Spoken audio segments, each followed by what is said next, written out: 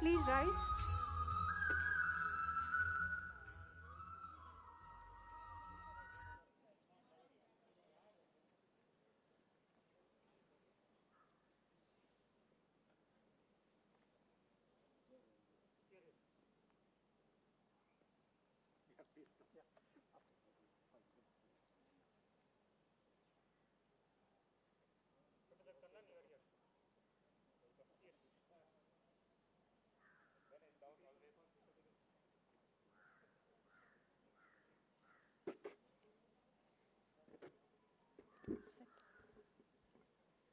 Good evening. On behalf of the PGP office, IIM Bangalore, I welcome you all to the inauguration of PGP and PGP BA batch of 2022-24. We'll start the function with invocation by Ms. Sindhu.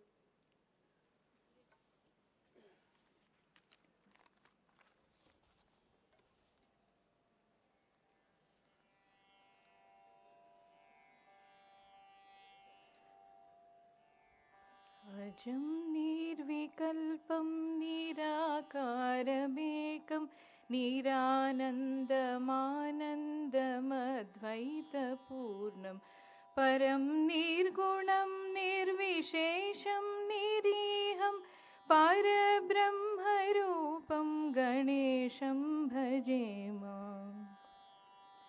गुणातीतमानं चिदानन्दरूपं चिदाभासकं सर्वगं ज्ञानगम्यं मुनिध्येयमाकाशरूपं परेशं परब्रह्मरूपं गणेशं भजेम जगत्कारणं कारणज्ञानरूपं सुराधिं सुखादिं गुणेशं गणेशं जगद्व्यापिनं विश्ववन्द्यं सुरेशं परब्रह्मरूपं गणेशं भजेम परब्रह्मरूपं गणेशं भजेम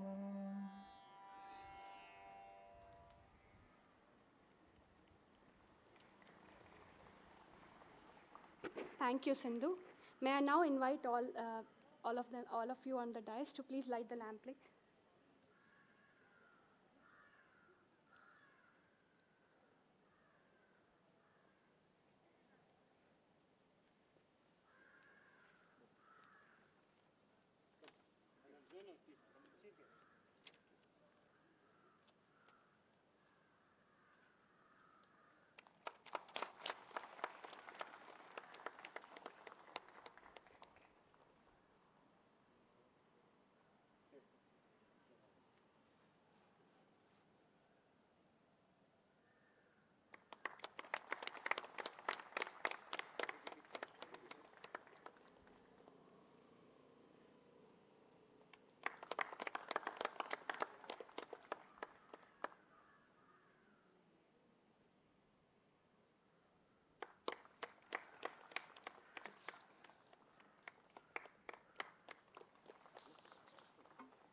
Thank you.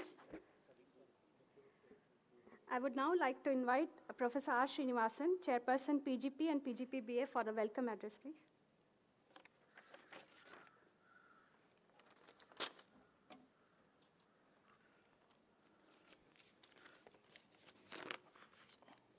Good afternoon. It's a pleasure to have all of you here. The last 2 years has not been the greatest of years that we have had in the campus and in the world. So it's so nice to see all of us starting with a physical inauguration. Hopefully we continue with this. On behalf of IIM Bangalore, it's my pleasure and privilege to welcome you all to the inauguration of the PGP and PGP-BA programs. People on the dais, Professor Hrishikesh Krishnan, Dean Saurav Mukherjee, Chairperson Admissions Ashish Mishra, guest of the evening N.S. Kannan, DAA awardees present, sitting there, Saugata Gupta and Vipul Parekh, the DAA awardees that are receiving them online, Apurva and Raghavendra Rau. It's my pleasure to invite you all into this program. incoming students, faculty colleagues, staff, other guests, my pleasure to welcome you all to this evening. Parents, unfortunately, we're not having them present here, and a lot of them are viewing this online. People viewing this online, welcome to this evening. It's a day of celebration for the incoming students. You worked very hard to reach here today. It's your day to celebrate. While it's your day to celebrate, it's also a beginning of a journey. It's also a beginning of a journey of learning. And quite a lot of times, when I reflect around how we have learned and how we have learned in the last 2 years, possibly even in the last 2 decades, with the advent of internet and Wikipedia, a lot of questions about how do we learn has happened. So when I reflect around, learning is practically about 3 steps. Step 1 is knowing what to learn. Quite a lot of times in the absence of direction on what to learn, you could get onto the internet and you would end up browsing. The word is browsing, and we possibly never get focused on what to learn. We will end up learning a lot of good things, but a lot of not so good things, not so right things. So therefore, there's a need for an instructor who would help you, an expert who will guide you in what to learn. The second part of learning is to be able to remember, to be able to apply this in the right place. To be able to remember what we have learned, a lot of information, which is available either in the internet or on this one, we need frameworks, we need constructs to be able to crystallize them and learn them together. That's where the frameworks, the models help, and that's where the textbooks help you a lot. And the third part of learning, to know what to learn, to be able to remember them, to be able to using at the right time. The third part is about making judgments. When to use it, how to use it, is it good for me, is it not good for me, is it the right context to use this? The ability to make judgments. And the ability to make judgments come with practice. And look at these 2 years as a practice laboratory. As a laboratory where you would practice your managerial skills, where you would learn from your peers, where you would test, experiment, test your hypothesis, things that work, things that don't work, both academically, professionally, personally. Use this as a 2-year laboratory. So 3 things I would want to reinforce. The instructor is important. Please come to class. The textbook is important. Please read. Being able to learn to make judgments is important. Please interact with your peers. Please learn from each other as well. It's not sufficient for us to substitute a classroom learning, an instructor-led learning, a textbook-led learning with the wealth of information which is available online, offline, in the world outside. And therefore, a structured program is significantly useful. I would also want you to learn a very important skill about articulation. A lot of you have learned communication, speaking, English language skills. I'm not talking about articulation as English language or any other communication skill. I'm looking at articulation as being able to express an idea, to be able to convince the listener, to be able to gain commitment from the listener to your idea. Learn the skill of articulation. Polite, but still assertive. Not aggressive, assertive.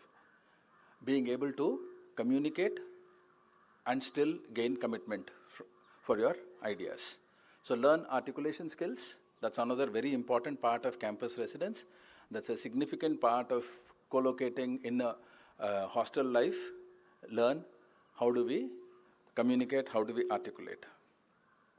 And the last thing I want to leave you with is what sociologists call as the Matthew effect.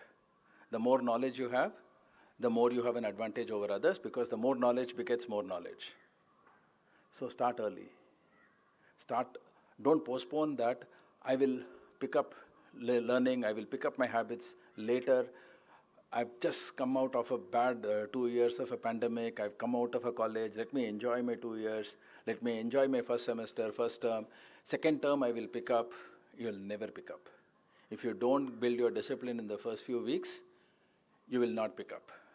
Start early, build your discipline, and learn fast. Once again, congratulations on joining our IIMB programs, PGP, PGP BA, and welcome to IIMB. I hope you will not only enjoy the 2 years that you stay here, you will also take back significant memories, And we have all the speakers that we have, apart from the professors we have, are our alumni. And I'm sure they will inspire you, motivate you to do things that you have not even ever imagined so far. Welcome again. Thank you very much.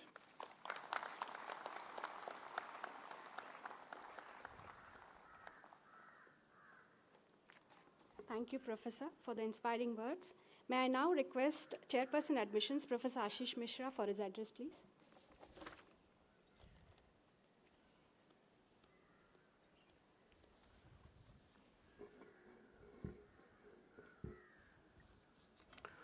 Good afternoon, and welcome once again to IIMB, the hallowed portals of IIMB.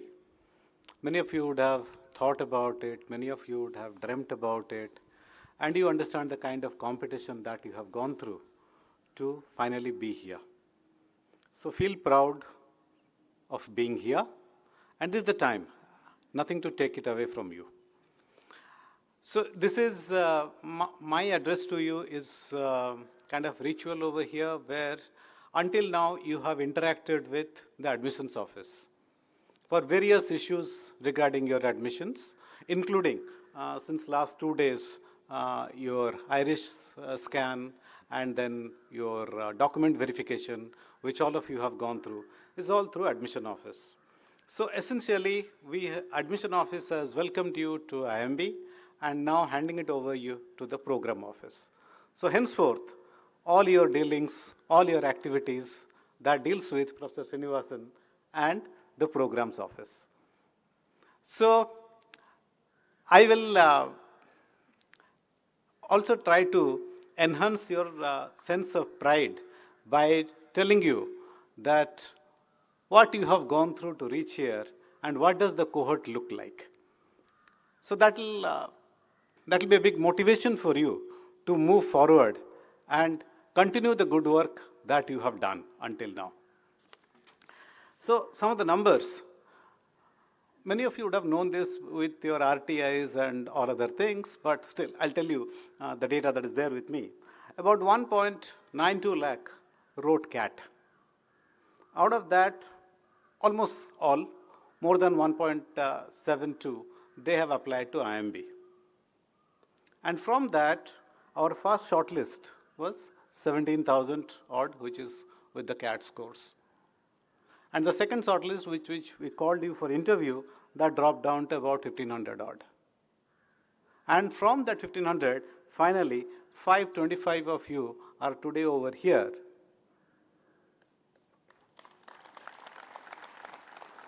So that is the kind of hard work, that's the kind of talent, that's the kind of effort that you have put in to be here.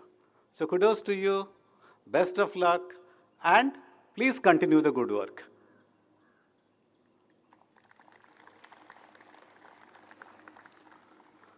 So I'll give you a brief of the composition of the batch. As expected, majority of you are engineers, nothing wrong with it. Last year, we had about 71% of the engineers. This time it went back, again 81.7.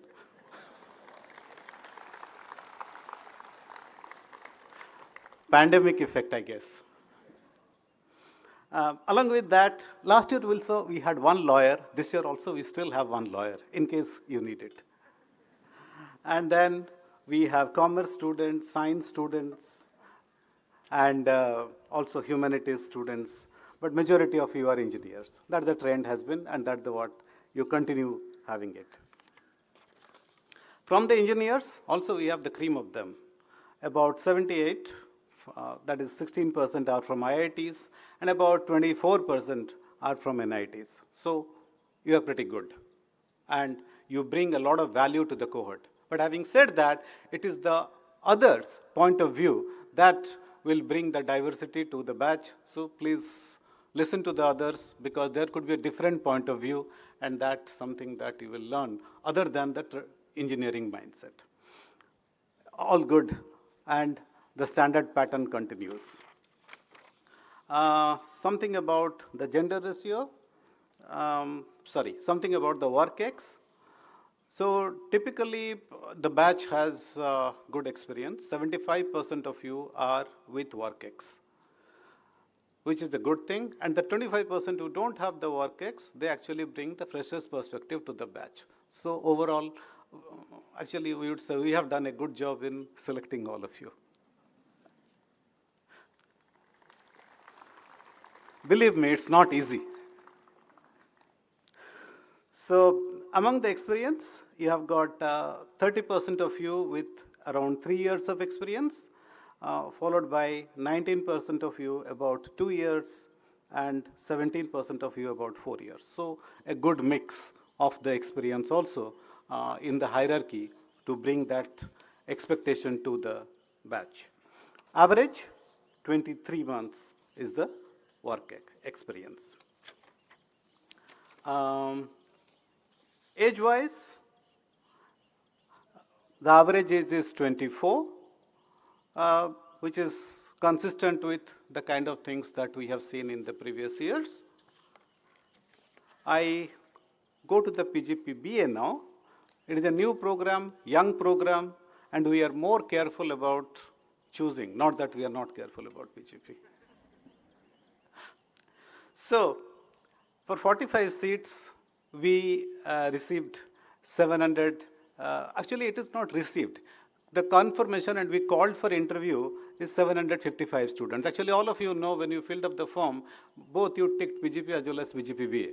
So we again write a mail to you to confirm that do you want to join PGP or PGP BA, and after that we do a bit of calculation from our side. So 755 we called for interview, 719 of you attended the interview, and finally 45 of you are here. Again, thanks to you and thanks to your perseverance. The interesting thing in PGP BA is the gender ratio. Last year we had 51% male and 48%, about 49% female. And this year we have 37.7% male and 62% female. This is in contrast to PGP, which remained around 30% females all these years. So again, there's a good composition and you bring very good diversity and very good perspective to the batch. Age, around the same, 23, 24. Last year it was 23, this year it is 24. So the average is more or less the same. Here also, as expected, 26 of you are engineers. Nothing we can do about it. Be happy about it. And we have 7 from NITs and 8 from IITs. And WorkX. So last year we did not focus so much on the WorkX part of it. This time we are more serious about the WorkX and PGP BA also. So average WorkX is 13.7 per months. That is around 14 months, more than a year of WorkX. And about 33% are without experience. So again, if you look into it, a very good profile and a very good combination of it. So that's all from my side. Welcome once again, and thank you for being here, and enjoy your stay at IIMB. Thank you.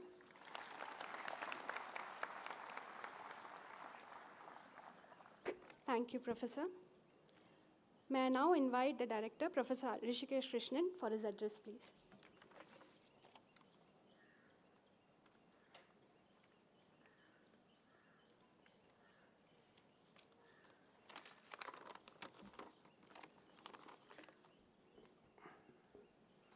Yeah, very good evening to all of you, and let me add my word of welcome.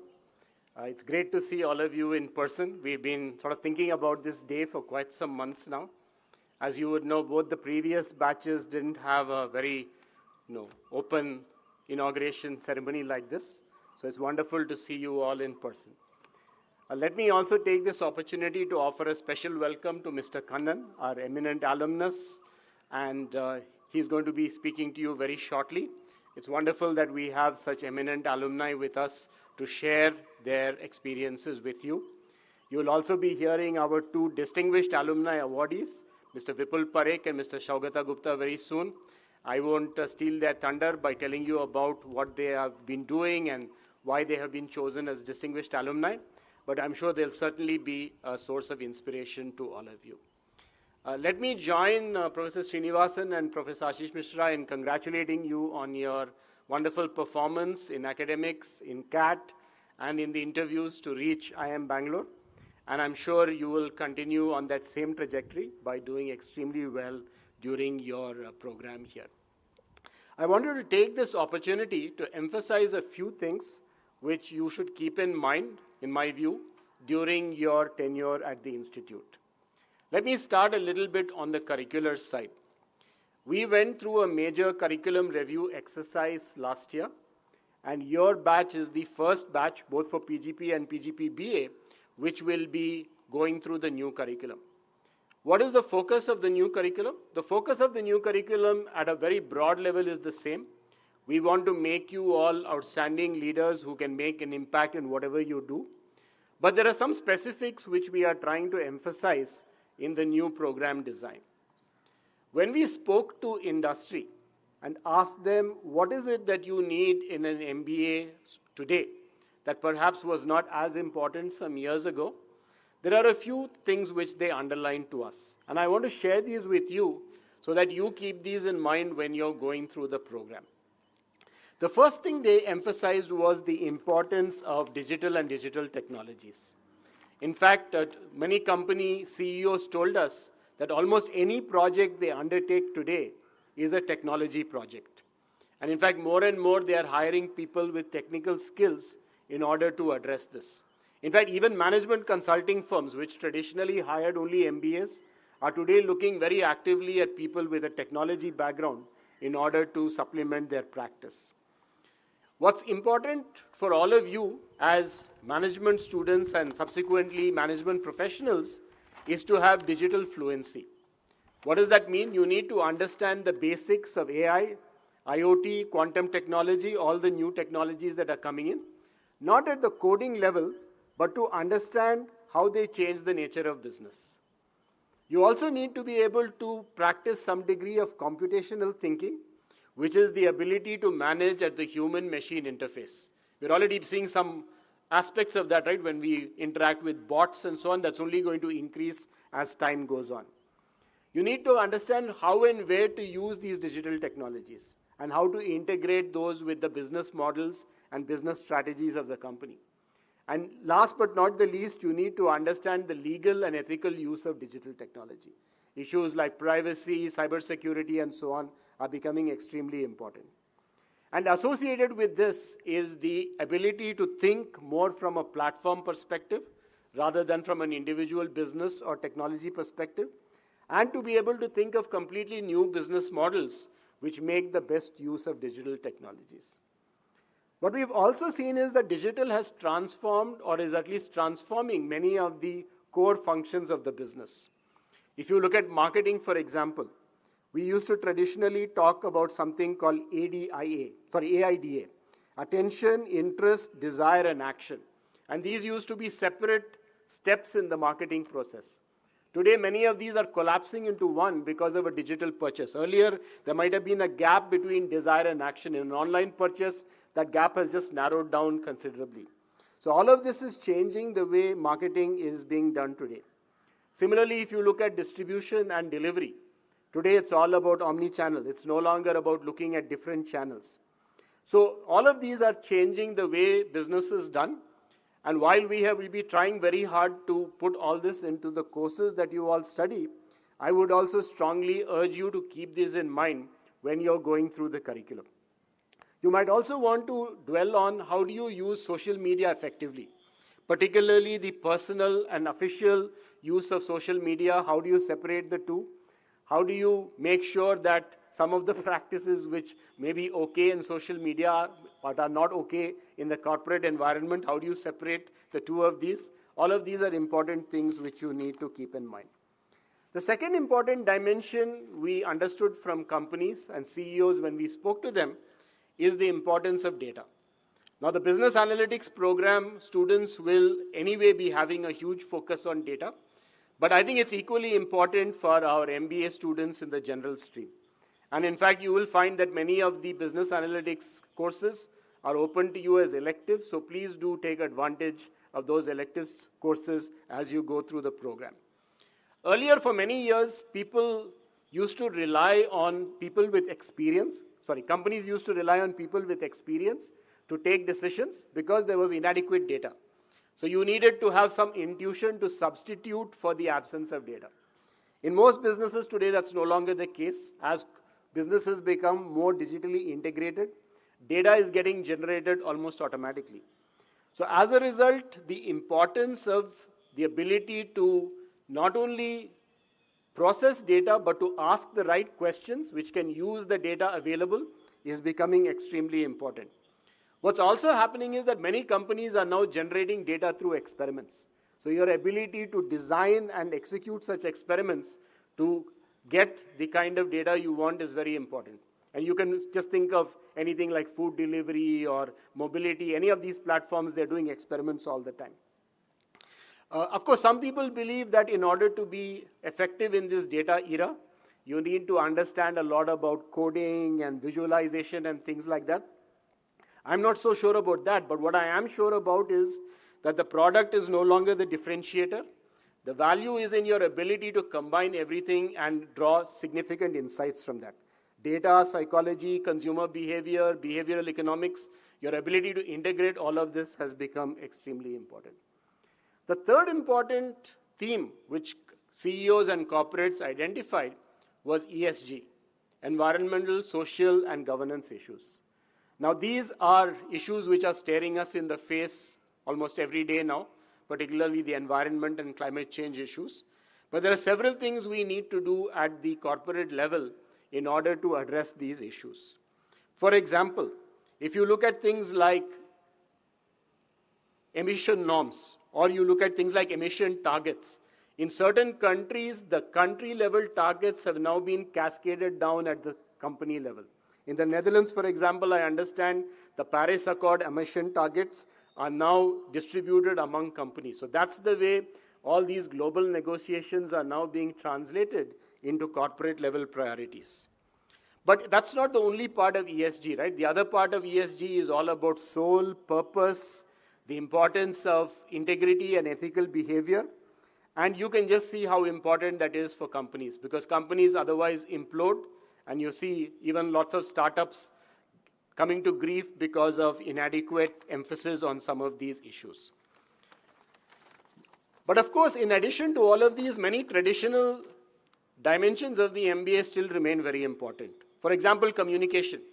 Many of you might think, it's enough if you can write a Twitter message or a tweet, but that's not the case really. When you talk to most companies, they say we still want people who can write a good one-page clear business case for any proposal they are making. You need to be able to speak up. You need to be able to say no. You need to be able to challenge when you go out into organizations. Consulting firms, for example, are big recruiters. They're looking for people who can challenge the status quo. You need to be able to bridge the theory-practice gap. You will learn lots of concepts and theories and so on during your stay at IIMB, but you need to be able to integrate that with practice. And then I'm really happy to hear that as many as 75% of you have WorkX. That's certainly going to aid you in this process. Companies are also more and more expecting people like you to take on open-ended challenges. In fact, there was a very provocative article in Mint just a couple of days ago, which talked about how MBAs are not delivering value to companies. I certainly hope all of you will challenge that argument which is made in that article. But one of the ways you will be able to challenge that is by your ability to come up with creative solutions to many of the challenging problems that exist. Just copying the old solutions is not going to be enough. And last but not the least, I would also urge you to pay attention to how the government works. Somehow when the liberalization process started about 30 years ago, many of us thought that the importance of government will decline. And maybe it's not so critical for us to understand how government and public policy work. But if anything, the importance of the government has gone up in the last few years, particularly in many of the industries and domains that all of you would like to work. You will find that regulatory policy has a big role to play. So I would urge you to keep track of how the government works, how policies are made, and understand that process so that you can be better managers, more proactive in your ability to address many of these government policy issues. I would also like to emphasize the importance of personal well-being. What we've seen during the pandemic is that several of our friends in all age brackets have faced health challenges. Some of these challenges have been directly due to COVID, but some of them have been indirect. Some people have had mental health issues, and I'm sure all of you know people who have had faced similar challenges. So during your 2 years here, I would also urge you and strongly implore you to take your own health in all dimensions very seriously. Physical health, mental health, your emotional well-being. Keep in touch with your family. Make as many friends as you can as possible here. Keep in touch with your old friends. Please don't live in metaverse or cyber world or wherever it is. Please live in the real physical world, because I think at least for mental well-being, I would consider that extremely important. And I would be really concerned if all of you are having a second life somewhere on the internet and not attending to your primary life here in IIMB. Okay, I think I pretty much completed all the things I wanted to say, except, just 2 things left. One point is about ethics and integrity. Now, increasingly, we find that in this very competitive world, and Ashish gave you all the statistics, how we started with 170,000 people and finally filtered down to these 525. So it's a very competitive world out there, but the long-term winners, in my view, and I'm absolutely sure about this, are those who practice a very high level of ethics and personal integrity. Please don't take shortcuts. And one thing I can tell you is the Institute is not going to stand by watching if you take those shortcuts and try them out in our system. So please, I don't mean to sound nasty, but please take this as a warning. That we are expecting the highest standards of ethics and integrity from all of you. And if you fail to keep up to those standards, we will not hesitate to take action, whatever be the implications of that. So please desist from several things which you know about. I don't need to list them.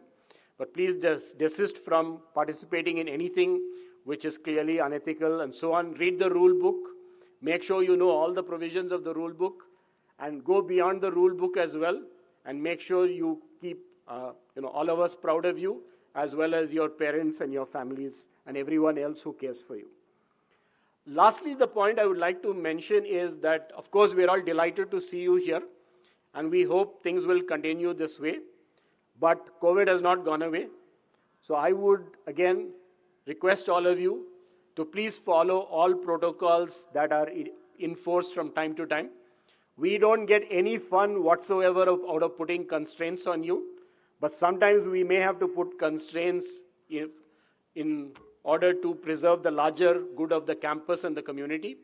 So whenever such constraints are put in place, if they are, please follow them. Please follow them seriously. And I can assure you that we will keep everyone's welfare in mind. But our first priority is maintaining everybody's health.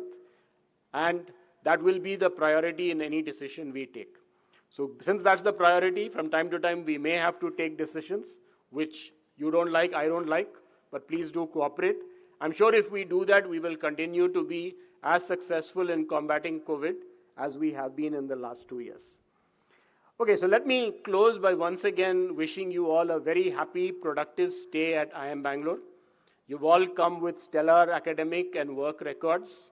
IIMB is a great place for all of you to rise to your best potential. We will provide whatever support we can to make that happen. And I'm sure if you learn from each other, you learn from the professors, you take advantage of all the learning opportunities that are there, you will be in a really good position at the end of this 2-year program to really fly away and soar to whatever heights you aspire. Thank you very much. All the best.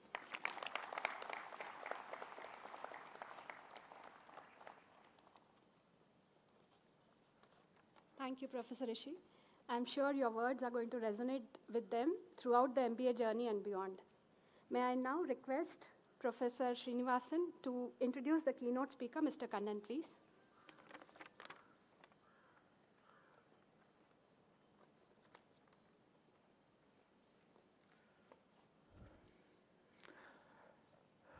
Mr. Kannan, welcome. N.S. Kannan is the MD and CEO of the ICICI Prudential Life Insurance Company, a position he has held since June 2018. ICICI Prudential Life is a joint venture between ICICI Bank, one of India's largest private sector banks, and Prudential Corporation UK. It was the first Indian insurer to be listed on stock exchanges. Under his leadership, it has grown from $10 billion market cap. It manages over $30 billion of assets, and has written over $300 billion of sum assured.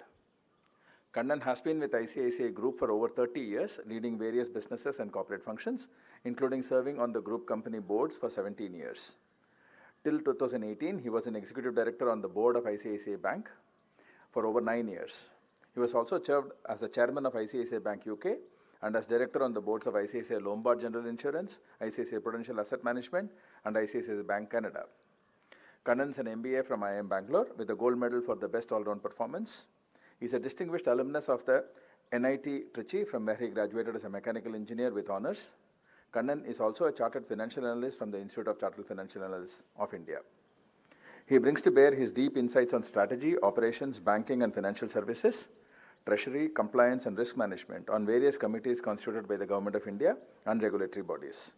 He has served on the Insurance Advisory Committee constituted by the IRDA, Reserve Bank of India Steering Committee on Implementation of Indian Accounting Standards, the company's Law Committee Working Group, and the Insurance Awareness Committee of the Life Insurance Council.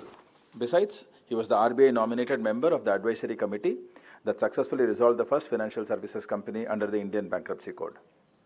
Over the years, Kannan has won multiple awards, including the Best CFO in India by Finance Asia in 2013 and Best CFO in Indian Banking Financial Services Sector by CNBC TV 18 in 2012 and 13.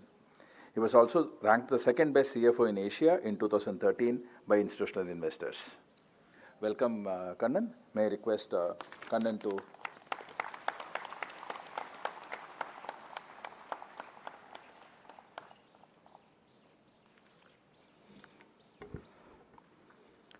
Director Krishna, Professor Srinivasan, Professor Ashish, and Saurabh. Good evening to all of you, and my dear students, congratulations once again to all of you, and I hope 2 years of your stay in this institute is going to be game changer for each one of you.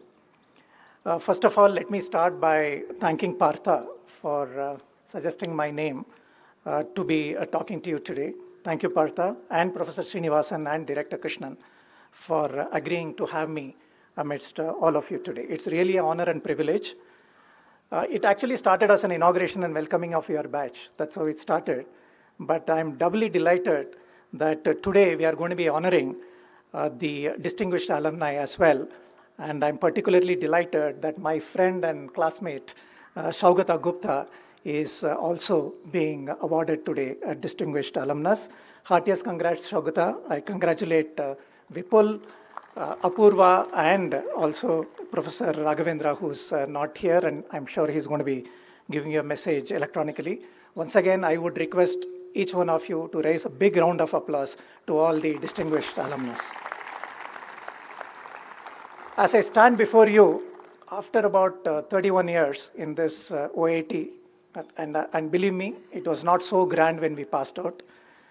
So I sort of went up 31 years back on this stage, got my medal and the degree, and coming back here and standing in front of you, two thoughts dominate my mind. One, I've been extremely, incredibly lucky in my journey since I am, that I must acknowledge. And second, a big gratitude in my heart for everybody who has been part of my journey all these 31 years, but more specifically, this great institution. The whole institution, the ambience, the buildings, the people, the staff, the faculty, director, everyone who made a difference to my life. So as an institution, I believe that IIMB has been a game changer for me, not only in my career, but also in life in general. And I would like to take this opportunity to thank the Institute from the bottom of my heart, because I started out as an engineer, but incidentally, I was told 81.7. I would like to, raise a round of applause for the 18.3% actually, because I would like to, I believe in diversity. And diversity of engineers and non-engineers is very critical for a thriving higher education in the form of management education. So I was posted in a place called Dadri, village called Dadri, beyond Noida. And I worked there for 3 years before I came to IIM Bangalore. So that was a sort of pivot of my career into away from engineering to management. But again, I said upfront that I have to thank luck for where I am. In reality, it happened. After 2 years of working in the factory, I thought I must do my MBA. So I applied at that time, CAT. I presume CAT continues today. The CAT examination is what I had to take. And the world was not connected as it is today. So I didn't get my hall ticket. So I pursued, it's not electronically connected. No emails could be sent. Very difficult to make phone calls. You keep writing to the institute. And I never got the hall ticket, so I had to miss that year. So the next year, I thought I should pursue even more vigorously. After 3 years of my work experience, I again applied for CAT. And again, this time I didn't get the hall ticket. So this time I thought I was a little more determined. I tried my best through various ways. At that time, I remember IIM Lucknow was the coordinating institution for CAT exams. So just before I could walk into the exam, just a couple of days before that, I got what is called a duplicate hall ticket with all the caveats and indemnities which I had to give to say that I am indeed the person who's supposed to write the exam. That's how I did CAT. So, don't underestimate luck in your journey is what I wanted to say. But having said that, I would like to thank IIM for everything in my life and career. So looking back, I want to say clearly that you are the elite of the elite. We saw the numbers given by Professor Ashish. So it's not easy to get here. And the best I can wish you today, standing in front of you, is that after 2 to 3 decades, when you all will become the CXOs of corporates or leaders in chosen field of yours, I hope and pray that each one of you to look at this day and this institute with a lot of gratitude 2 to 3 decades down the line. So first of all, let me wish you all the best and have a fantastic 2 years here. Coming to the occasion itself, I personally believe that this is an occasion even more critical than a commencement or a graduation, because you have 2 years in front of you to listen to an external speaker, and also today added bonus of listening directly from the distinguished alumni. We didn't have such a program during our time. We had a day or two of orientation, largely administrative. We were taken around and all the administrative things were explained to us. That's about it. However, you have this great opportunity of listening from not only internal speakers, but also external speakers, so that you can mold your 2 years of two important years of your life while you are in the institute. And I can tell you that each one of the speakers today is going to give you a different perspective. It's for you to integrate those perspectives and make out what we want to do in these 2 years. And another thing I want to say that this batch, you are all very fortunate to have physical classes. And first of all, I would like to thank the director and professors to have this kind of a grand function for orientation. This is very critical. And secondly, physical classes are very critical. Why I say that is because, especially in a terminal education for most of you, a final formal education like MBA, it is as much important what you learn from outside of the classroom as much as what you learn from inside the classroom. That I believe in, be it in the hostels, interacting with your colleagues, be it in the late evening, don't want to call it late night, late evening parties in the blocks, or in the corridors of the institute, or whatever it is, talking to the professors, talking to the staff, everything. It's an overall experience is what IIM gives you, and that is what you should be focusing on. So to that extent, I believe that physical classes are quite mandatory for management education, and you guys are very lucky to be doing this physically. And as the director said, it comes with its own responsibilities. So make sure that it stays physical. And a lot of that is in your hands as well in terms of COVID behavior. So just make sure of that. But I believe that physical classes are very important and you guys are incredibly lucky. Coming to the topic given by Professor Srinivasan, when I talked to him, he asked me to talk about my journey at IIM and beyond, so that I could tell you what it is so that you guys can pick up something from this talk. So before I start, I want to say that you need to contextualize where I come from and what I am before you appropriately modify it to suit your own life. First, I'm from a middle class, small town background. I did my schooling in a small town. That kind of upbringing I've had. Teetotaler to the core for last 56 years of my existence. So what works for me may not work for you. That's one I want to say. Second, I've been with a single corporate group for the last 31 years after passing out from this place. And I think I will be one of the endangered species, if I may say so, given what's happening with this generation. So it worked out very well for me. I don't know if it's going to work out for you, but please factor that in. And third, each one's goal and the definition of success is quite personal and unique. So what worked for me may not work for you. So be ready to really introspect in your context and take, if you will, with a pinch of salt, what I'm going to say. So what I did from my side was that since it's an important forum for me to address, I thought I'll mitigate this somewhat by talking to several people. What I did was that I talked to several of my friends. Some of them are corporate leaders, all passed out of IIM, one person from IIM Calcutta and the rest of us from IIM Bangalore. A couple of them in the US, a couple of them in Singapore, and a couple of them here in different places in India. With people with a different background. Some of them are corporate leaders, some of them have decided to give back to the society now, and some of them are consultants on their own. So I talked to a few of them to sort of figure out what they wanted to tell all of you. So I'm just sort of trying to put all that in my talk today. So with this, I want to make an opening point about MBA at IIMB. As I said, this may be a final 2 years of formal education for several of you, for probably most of you. And given the setting of the institute, of the faculty, and the fact that it is a little bit of low stakes setting, I would say, before you jump into corporate sector or any other walk of life, I would say that this is a big opportunity for you to reflect on your life and decide on your goals. So I believe that each one of you should be using these 2 years to constantly introspect, reflect, and choose for yourself what you want to do. That is what I want to say today. Yes, of course, the director talked about the hard aspects of your education, very important, but I would say that reflect on your goals and decide for yourself what you want to be in life. So in this, I will give you a couple of cautions.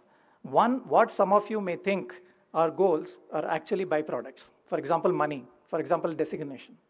So several of you may think that that's a goal, that's actually a byproduct, that's not a goal. And two, what some of you may think are goals are actually means towards a goal. For example, which school you graduate from, the career, CGPA, etc. They are only means, according to me, to an ultimate goal. At a deeper level, I do believe that goals are beyond all this. Talk to friends, professors, colleagues, everybody you can during these 2 years to sharpen your goal and decide for yourself what you want to do in life. And as you reflect on this, find your passion. Be it the subjects you choose, be it the jobs you take, find your passion. And one advice I would like to give you today is please avoid the bandwagon mentality. What works for your person sitting next to you may not work for you. So don't go by this bandwagon mentality. You have a huge opportunity to break away from this and decide for yourself what you want to do. So in this context, we talked about several priorities by the professors. I could relate to an article. I wouldn't want to name the article because it contains an expletive. It's an article on money by Jack Rains. So some of you who get access to it may read it up. And he talks about life matrix as a star with 5 prongs. He talks about family, friends, hobby, career, and health. 5-prong star. This is what he says is a life matrix. And he says no one can have it all to the fullest extent. He ventures to say this. So understand the opportunity cost of the choices you make as you go along. So with that, you choose well. Or think about life as a wheel of life. You would have come across this term, wheel of life, with lots of spokes. Each spoke is about one aspect of life. And for the wheel to run smoothly, you need spokes of equal length and ensure that you live a balanced life. So that's what I want to say. And I would say that IIM gives you an opportunity in not a high-stake environment to get your act together. So with this as an opening, I wish each one of you that you find your calling during these 2 years. And talking about calling, incidentally, along the way, I'm sure you will find the best lifelong friends in this place. And I would venture to say that some of you will also find your life partners here. So choose well, and my best wishes. So coming to my own experience, when I was asked to talk, I asked 3 questions to myself, and I thought I will give the answers to you. First, what helped me at IIMB and beyond? That's the first question I asked myself. Second, if I had to, wind the clock back, and if I do my MBA all over again, what I will do more? That was the second question I asked myself. And the third question, what I will do differently if I had to start doing my MBA today. So the first question first, what helped me at IIM and beyond? So I would like to say as a first point that keeping things open has helped me through the career. Let me just illustrate that. After my IIMB, I joined ICICI, as was just read out, and thank you, sir, for the nice introduction. And ICICI, I guess there was a vacancy in Chennai, so I was given a job in Chennai. So I started off as a loan officer. A couple of years down the line, ICICI talked about opening a new office in Bangalore. And today, you know what ICICI is. That time we had all of 4 branches in the country. Of course, it was a project finance institution. It was not a retail bank. So there was an opportunity, which they said that they are going to open an office in Bangalore. So obviously, I am Bangalore, so I jumped at the opportunity. I came here, 4 years I worked setting up our office. That was a different experience. Then after 4 years there, infrastructure financing was an upcoming area at that time. Telecom financing, power financing, roads, ports, urban infrastructure. And as a country, we were not used to that kind of long-term financing. So that new group had started just then in Bombay. So I was asked if I would like to move there. I said, yes, of course. Somebody called me there. I jumped at the opportunity. I went to Bombay. Of course, I had to make a lot of personal sacrifices in doing so. Nevertheless, I did it. Then in the year 1999, we realized that capital is everything for institutions, and it's very important for institutions to get global capital. So that time, Mr. Kamath called a few of us. He said, I want to list on New York Stock Exchange. And he said, why don't you go ahead and list us through an ADR? We didn't even know the spelling of ADR at that time. And long story short, he said, we want the money in 90 days. We actually got the money in about 89 days. So we did all the work sitting there. So I was asked to be part of the team, which I enjoyed. Then there was enough of lending. They said, why don't you go to funding? So there was an opportunity to become the treasurer of ICICI. So at that time, I did it. And again, sort of luck followed me because ICICI and ICICI Bank merged at that time. You would be hearing on another merger which has been announced recently in the sector. So you can imagine, if you just fast forward, what kind of challenges will be there, including in terms of funding and meeting with regulatory requirements. Had a great opportunity of working for about 18 months on that, raising the funds required to meet with the compliance requirements. Then after some time, the CFO of the bank was moving to some other function. So I said, why don't you look at CFO job? I said, yes, why not? And then life insurance company board, I moved, then went back to the bank as a CFO. So it's not that I want to talk about what all I did in life. I just wanted to say that keeping oneself open in terms of what you do and the career choices you make, that really helps you. So my formula has been that keep experimenting. What worked for me is that I used to, every move, sometimes the move was forced, sometimes the move was voluntary. I used to ask a question that through this move, am I going to add value to myself in terms of learning? And 2, am I being wanted in the institution? And my point was that if the answer is yes, stay and move with the institution, otherwise move out of the institution. This is what I followed, and I'm glad that it has worked out for me. So coming back to you, keep an open mind and keep learning. I don't know the future myself. I can't profess here to say that I know the future for this batch. No idea. The future of me, as I imagine sitting here, is quite different from the present of mine. So that is the reality. And probably for you, it will be so different in a more dramatic way than our generation. So it pays to help open mind. And I'm reminded of Peter Drucker when he said, skill of learning new skills is probably more important than skill acquisition. So just keep that in mind. The skill of learning new skills is what be adaptable, be open is what I'm saying. Maybe jack of all trades and master of some may be the way to go, but please keep that in mind. In IIM, coming back to your own context, keeping the major open helped me a lot. So after that factory life, I came into IIMB. Then at that time in the factory, I had moved to institutional sales department. So I thought I should be doing marketing, institutional sales. Then I started attending classes. I think Professor Srinivasan mentioned it. I would emphasize on it later. Please attend classes. You pick up much more than what you think. You'll be surprised attending classes. So I would strongly urge you to attend classes regularly. So while doing that, I came across some of the professors who made a big difference. And because of them, I shifted from being focused on sales. In fact, I did my summer training with Asian Paints in sales. And I said, because of the professors, the way it was taught, the interest and picked up finance, I moved. For example, Prasanna Chandra, Professor Vatsala Nagarajan, God bless her soul, Professor Vaidyanathan, Professor Indira Rajaraman. These are some of the stalwarts. I'm not naming all of them, just to give some of the names under whom I really went through this training in finance, made a huge difference to me. So take the major for enjoyment and why not because of somebody is giving a high salary and you want to jump function because it is the in thing to do today. So that's what I would say, keep things open. That's the first point I would say. What helped me in IIM, what will hopefully help you. Second, throughout my career, my philosophy has been, whatever your assignment, whatever your responsibility, do your best. People should be able to tell you that this guy did it to the fullest extent, and not many people would have done more than what he did. I think that is something which has really helped me. Sweat, determination, hard work, that really helped. For example, I talked about the ADR. Probably those 89 days I talked about, several days we would have slept in office. 24 hours a day we had worked because it was a different time zone. We had to list in the US. So all that we did towards a great result at the end of the day. As I said, of course, don't underestimate luck. But even to qualify for luck, you have to get a ticket to go there. That is your effort. That is what I would say, that you have to do your best to even qualify for luck. And just now we talked about what should be your behavior in the institute in the 2 years. In this context, those of you who have exposure to finance will know about the power of compounding. The power of compounding is the, as they say, eighth wonder, because it really compounds. The financial investments, if you do start early, if you do it consistently, it really compounds. Power of compounding works. And I want to say that even in terms of qualitative things, power of compounding works.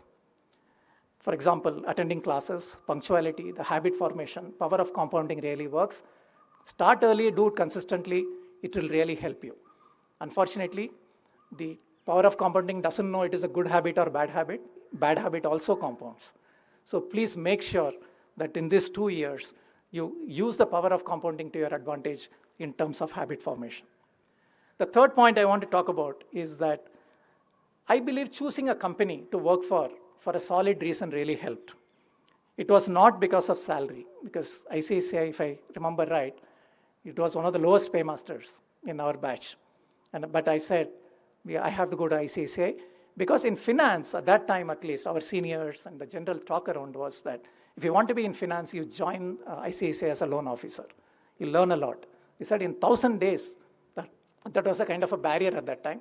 In 1,000 days, no other place can teach you finance the way ICICI teaches you. That was the thought. Of course, they also said, if you stay beyond 1,000 days, you'll get stuck to ICICI. In my case, that happened, but nevertheless, the first job I took was really because it was giving something more, which is close to my heart and mind than just salary. So I thought differently. I said, good people, good brand, good learning is the way the first job should be chosen. That is something which I have helped you. Low salary, location not of your liking, all that doesn't matter. I want to tell you that, don't worry, believe me, everything eventually works out. That's what I want to tell you. So to the first question, which said, what helped me at IIM and beyond? 1, being open. 2, give your best. And 3, choose for a good reason anything you choose. So that's what I would say today. Moving on to the second question, which is what I would have done more in the campus. One is about the networking. We try to underestimate the power of networking, especially, we talked about engineers, we talked about the great achievements in which it got 500 people out of which a block of people came in. This means that naturally, what really helped us so far in life, helped all of you so far in life, is probably intelligence, knowledge, hard work. etc. But as you move forward, you have to add the dimension of networking to what you do. I think that is very critical in life. For example, if what I would have probably done more is network beyond the campus ecosystem. I believe I did a good job of, networking within the campus ecosystem. However, there's huge opportunity today, especially in the connected world, to go and develop your networks outside of this institution. So connect with external people, network with them. All of us are available, get the perspectives, have conversations. So I would say that if I were in this world several years back, probably I would have done more of networking beyond IIMC ecosystem. That's the first thing I would say. Second, I think we talked about the engineers, non-engineers, gender mix, background mix. I'm sure that you're from different, some of you may be like small town from me, some of them may be city bred. So I think this diversity has to be taken advantage of. Yes, to some extent, yes, I was friendly, I was interacting with a lot of friends, but over a period of time, what happens is that you sort of converge into a set of people, your own blockmates, your own set of people, like-minded people, etc. So try to go beyond this. Again, this is a low-stake environment. You can easily make friends without any peer pressure or various other pressures which may come in later when you join organizations. So what I would say is that build more diverse friendships, not just friendships. That's the second thing. If I were you, I would have done more. And the third is about leadership positions in campus. When I was talking to my friends as I prepared for this, they again mentioned it, a couple of them mentioned it, that take more leadership positions in the campus. So because again, this prepares you well for handling people later in job and influencing people later in the job. So that's something which can be developed here in the campus itself. I do understand that there cannot be so many positions, but I want to say that leadership is not about positions.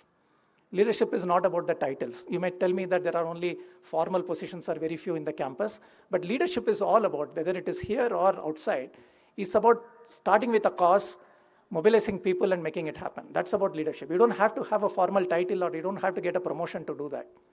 So just remember that anything you do in the campus, take a particular area or take it as a mission or just bring your own perspective here and make it happen. So 3 things I would have done, probably more. One is networking beyond IIM ecosystem. Second is nurture friendships even more, nurture diverse friendships. And finally, more leadership positions. That's what I thought I must tell you. The third and last question, I said, what would I do differently today if I had to start doing MBA? One, I think about reading. I read a little bit, but largely confined to the academics and the related areas. Diverse reading anything, reading at random, that is not something I would advise you, because life is more complicated today. And for you, when you pass out and when you move in your career, life will be complex and there is no single solution in life. So read anything, read at random, develop the perspectives, as I would say. And this kind of library, mind you, we didn't have it when we were there. Much smaller library, the first floor, in the main block. That's about it. We have a fantastic library. Make use of resources. I believe you have Bloomberg terminals in abundance. Anything, take anything and read at random anything. That's what I would say. Don't confine it to your own areas of interest. That's something which, again, like financial investments compounding, like good habit, bad habit compounding, reading habit also compounds. And you can become a much better leaders, much better human beings if you read more. The second point I would say is that, again, it came up when I talked to my friends. In jobs, probably emotional quotient is more important than IQ. This is something please keep in your mind. In fact, one of my friends put it nicely, he's based in Singapore. He said, in some cases, Kannan, I find that emotional quotient is inversely proportional to IQ. That it's quite possible because all of us have just come up because of our hard work in academics, in a knowledge-based movement so far, but your movement from here on has to be people-based. And of course, a lot of you have work experience, you've worked for 3-4 years, but I'm sure you guys can appreciate much more. So towards this, coming back again to Institute, what I would have done differently is probably, I don't know what lingo you're going to use. We used to have a lingo called time pass courses. I'm sure you will come across these time pass courses. And I would venture to say that some of the so-called time pass courses are even more important than hardcore courses.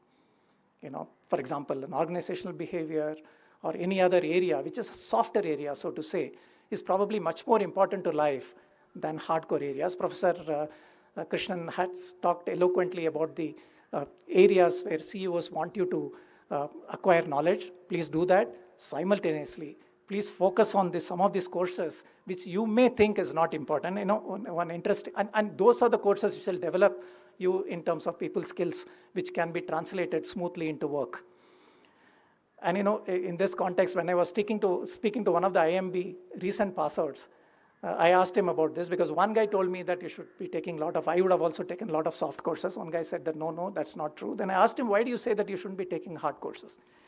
He told me one thing, he said that in these 2 years, I'm going to be probably spending 25 lakhs taking a loan. I believe that's the kind of numbers which are floated around. So if I have to do that, I would rather pick up as much as I can in terms of knowledge. That's what he mentioned. Fully empathize with him. Having said that, I would also say that what is more important, then what I did was, when I was clearing my old papers, I looked at my own first year bill from IIMB, and I had it in one of my shelves in the house. I had paid about 4,440 rupees for the whole of first year in the year 1989 when I did that, and this included even the mess deposit, but not the mess charges. Hostel deposit, transport, and everything put together was 4,480 rupees. Of course, inflation is different, but what I did was that I compounded it at 12% per annum. Even then, I was coming to less than 2 lakhs. It is indeed become expensive. It is indeed important that you use it well, but I would say that for that reason alone, you should make sure that you get all the resources and get the people skills as well, not just the hardcore skills, is what I would say. The third point I would say is that there is something called joy of learning. There are some courses which are there, which may be completely out of your comfort zone. Please experiment with that. Don't go into straitjacketed finance stream or marketing stream and taking 1 or 2 courses here and there just because it is mandated. Get out of the comfort zone. Again, some of my friends mentioned it eloquently. And finally, physical health, well-being. Director talked about well-being. Physical health is something, which if I have to do my MBA all over again, would start much earlier. So you do have a fantastic gym and all the capabilities here. So do that. The early you start, it's better for your later life. And again, this also compounds. Getting up early is a big thing. And Mr. Prasanna Chandra, I remember, used to have classes always at 7:30 in the morning. And that's the only class for which I woke up. Because in Bangalore weather, it's not easy to wake up early. But today, when I find a lot of my colleagues who are CEOs of companies and big business leaders, they clear out all their mails between 5 o'clock and 6 o'clock in the morning. And I really envy them because I have not seen 5 o'clock or 6 o'clock. So please see if you can, little bit habit formation today. Maybe I will do it differently if I were to do all over again. I am. So 4 points about what I will do differently. Read anything and everything. Take time pass courses. Take courses out of your comfort zone and take care of your health. These are the 4 things I would say. So finally, since director already talked about it, I want to talk about what helps people in career and what is the need of the hour today from MBAs. The first thing I would say is building resilience. I think this is something which is highly underestimated because, I talked about IQ, I talked about EQ. I would also say what is called adversity quotient or resilience quotient. This is something you need to develop a lot. It's a learning for me as well. As I talk, as I work today, I keep developing it because, whether we like it or not, and I don't wish this on any of you, there would be along the way heartbreaks, failures, lack of promotions, your neighbor getting better salary, better job than you. There would be lots of these life events which may not be to your liking. And again, what is important is that how you bounce back from these adversities, that is more critical today.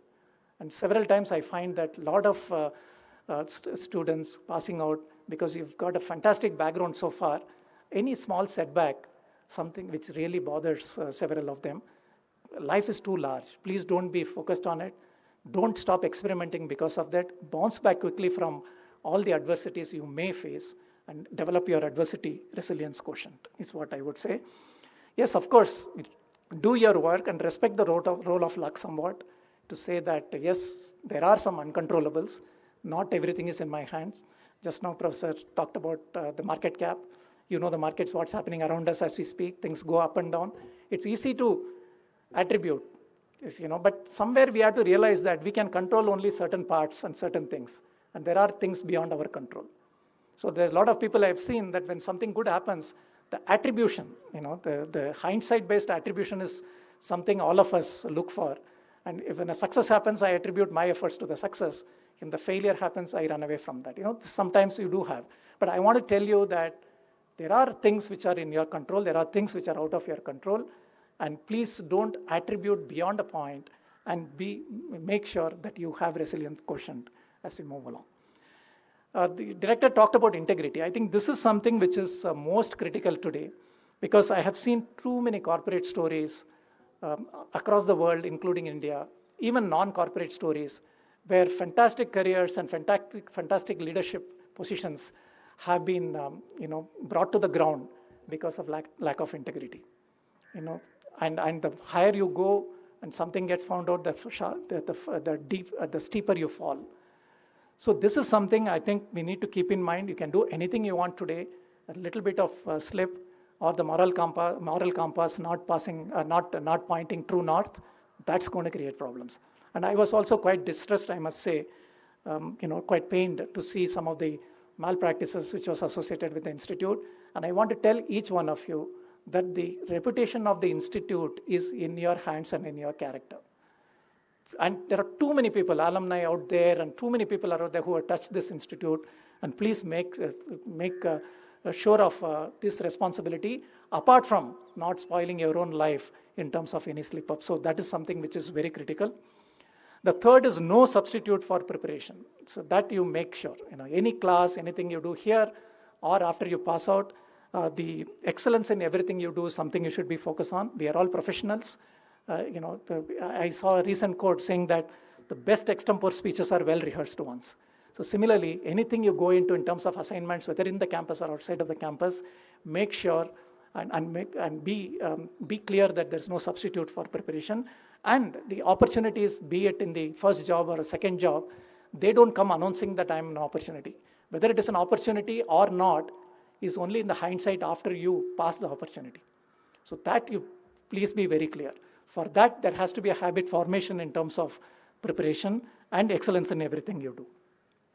And a couple of other things that try to develop the habit of giving right from here.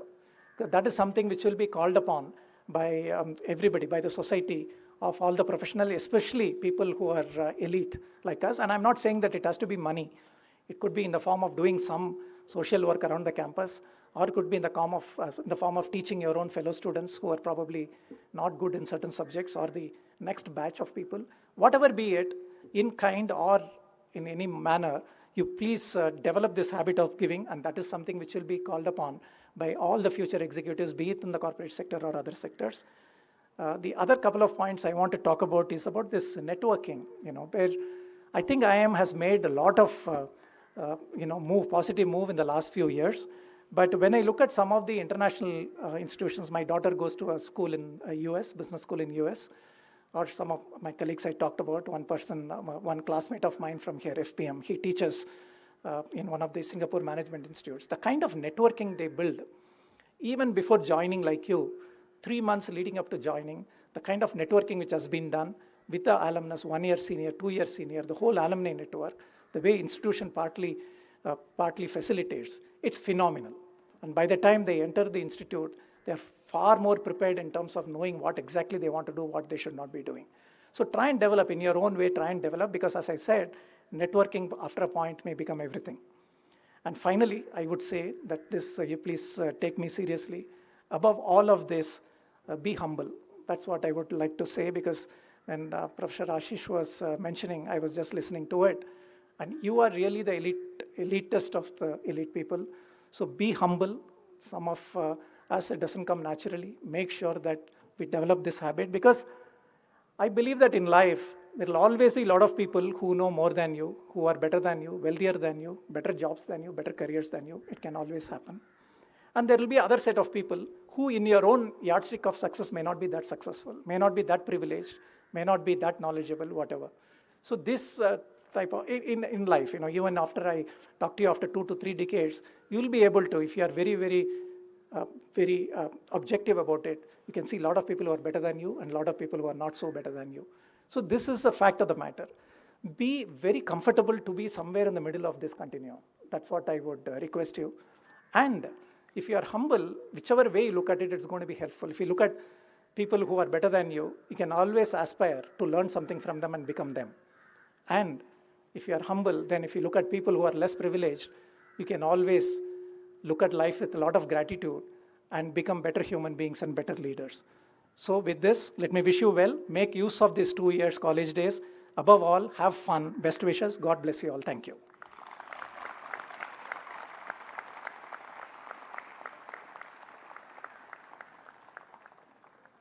Thank you, sir, Mr. Kannan, for your insightful journey. It's extremely inspiring. May I now request Professor Rishi to felicitate the keynote speaker, Mr. Kannan, please.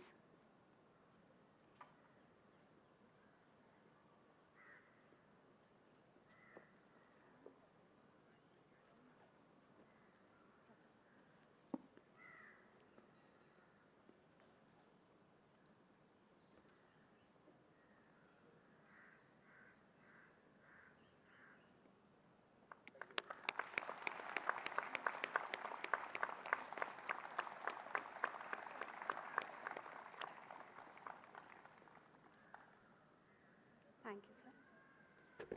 May I now request Professor Rahul Dey, Dean Programs, for his address. Kindly come to the stage.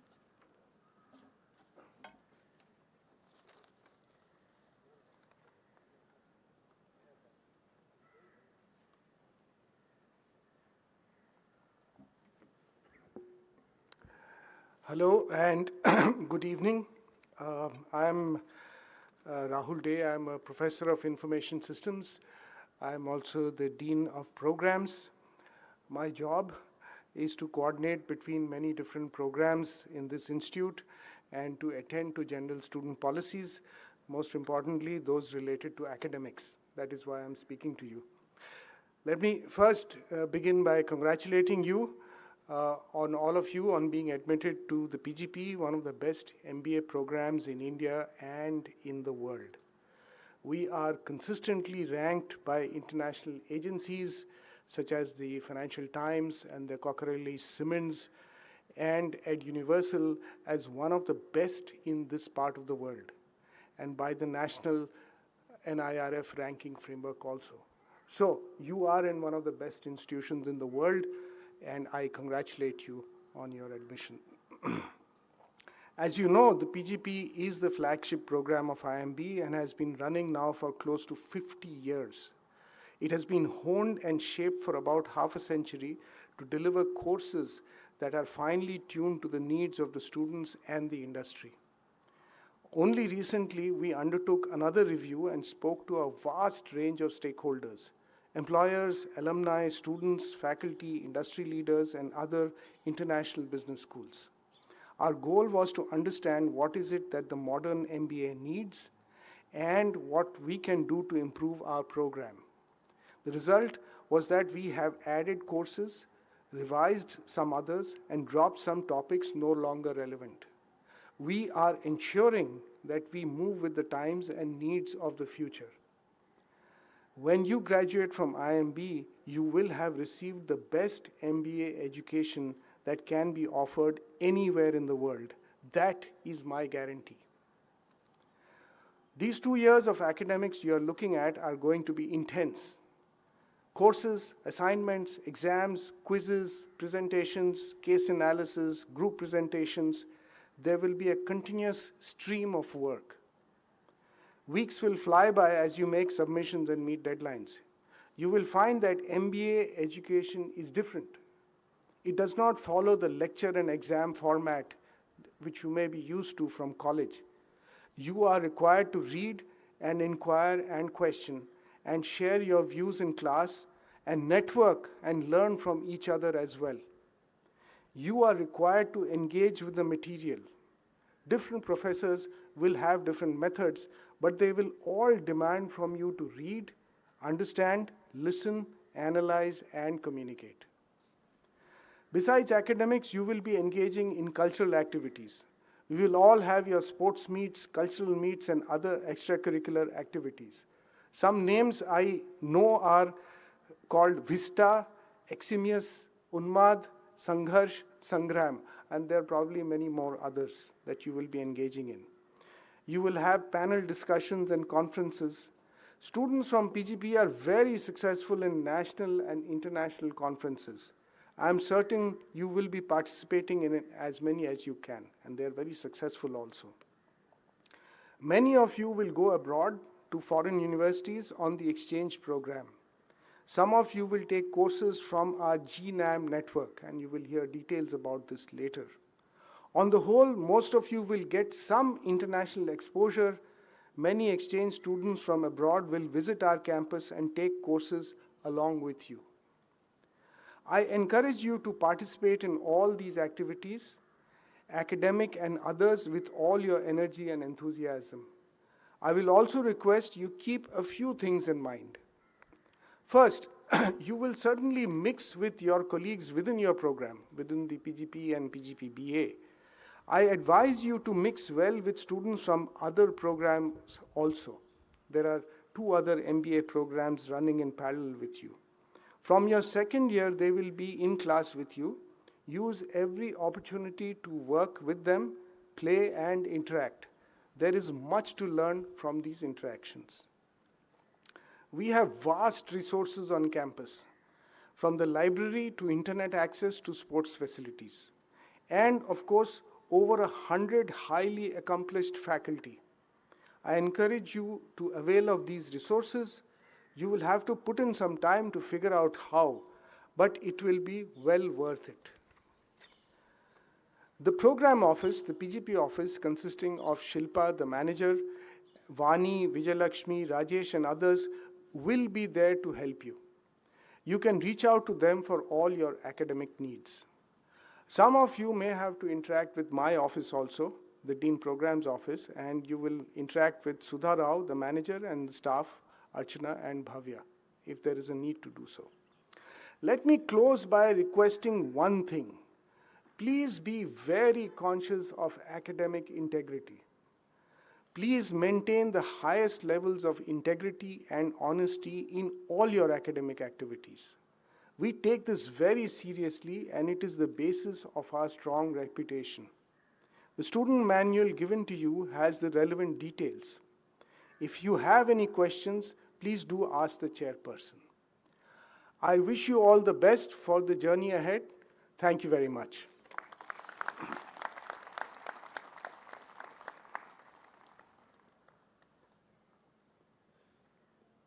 Thank you, Professor.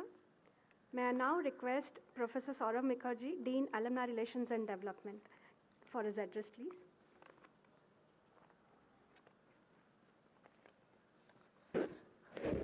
Hi, good evening to all of you.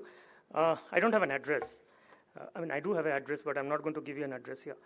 Are you guys dying to get up a little bit? You have been sitting in one place for 90 minutes, right? So just get up. Get a nice stretch. Get a nice stretch. Yeah, Director talked of health and well-being, just the beginning. Yeah, deep breathing. Couple of breaths, 4, 5. Stretch, feel relaxed. Easy? All right, sit down, take your seats. Now it's a little bit of, the exciting part. I'm sure that part was very exciting, insightful, but heavy duty, right? So that's a bit of exciting part. I am going to present the Distinguished Alumni Awards. Now, if you think about that, the average age of you, just Professor Srinivasan talked about, Professor Ashish Mishra talked about, was 24 years. So when you will be passing out from here, average is 26 years. India's life expectancy, 69.9 years. By the time you will be reaching that age, life expectancy will go to 75 years. So you will spend 2 years as a student in this institute and 50 years as its alumni on an average. That's why the alumni is so important for us. And today, on this occasion,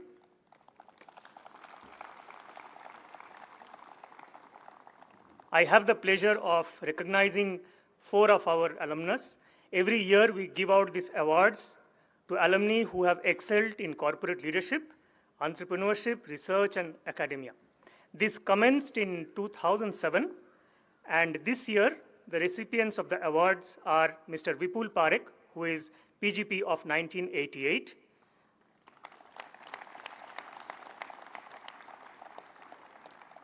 Ms. Apurva Purohit, who is PGP of 1989, Professor Raghavendra Rau, PGP of 1989, and Mr. Saugata Gupta, PGP of 1991. We have today Vipul and Saugata with us. For various reasons, Apurva and Raghavendra Rau, Professor Rau could not be with us, so we will have their messages played to you. But to begin with, I invite Mr. Vipul Parekh to receive the Distinguished Alumni Award from our Director, Professor Hrishikesh Krishnan.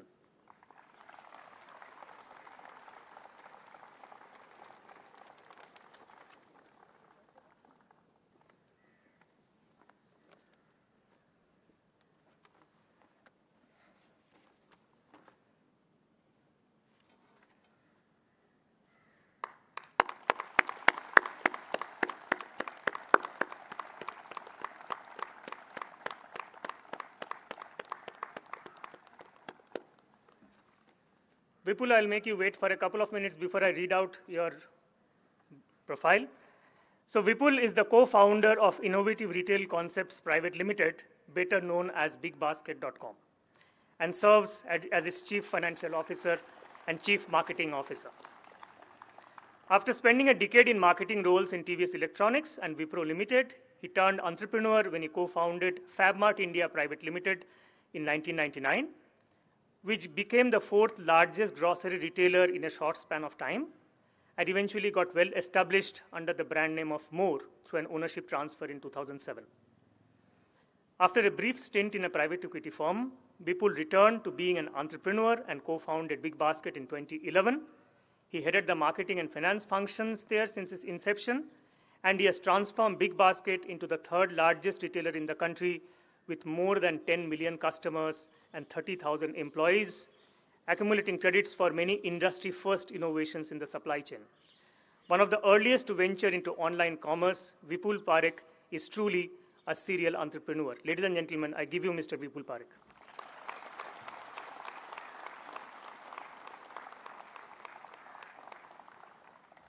Thank you.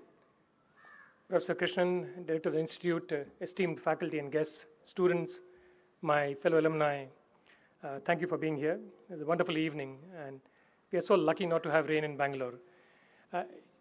My colleagues tell me that I am the rainmaker. Most times when we have an outdoor session, and if they invite me, it traditionally rains. So I guess you can consider all of you lucky. I didn't want to jinx the evening by saying that ahead of time. Two things I gleaned from today's presentation from Ashish and Kannan. Ashish mentioned about 81.7%, and Kannan mentioned about how lucky he was. And I just realized I'm truly blessed because I belong to the 18.3%ers. Thank you for admitting those. Without that, I wouldn't be here today.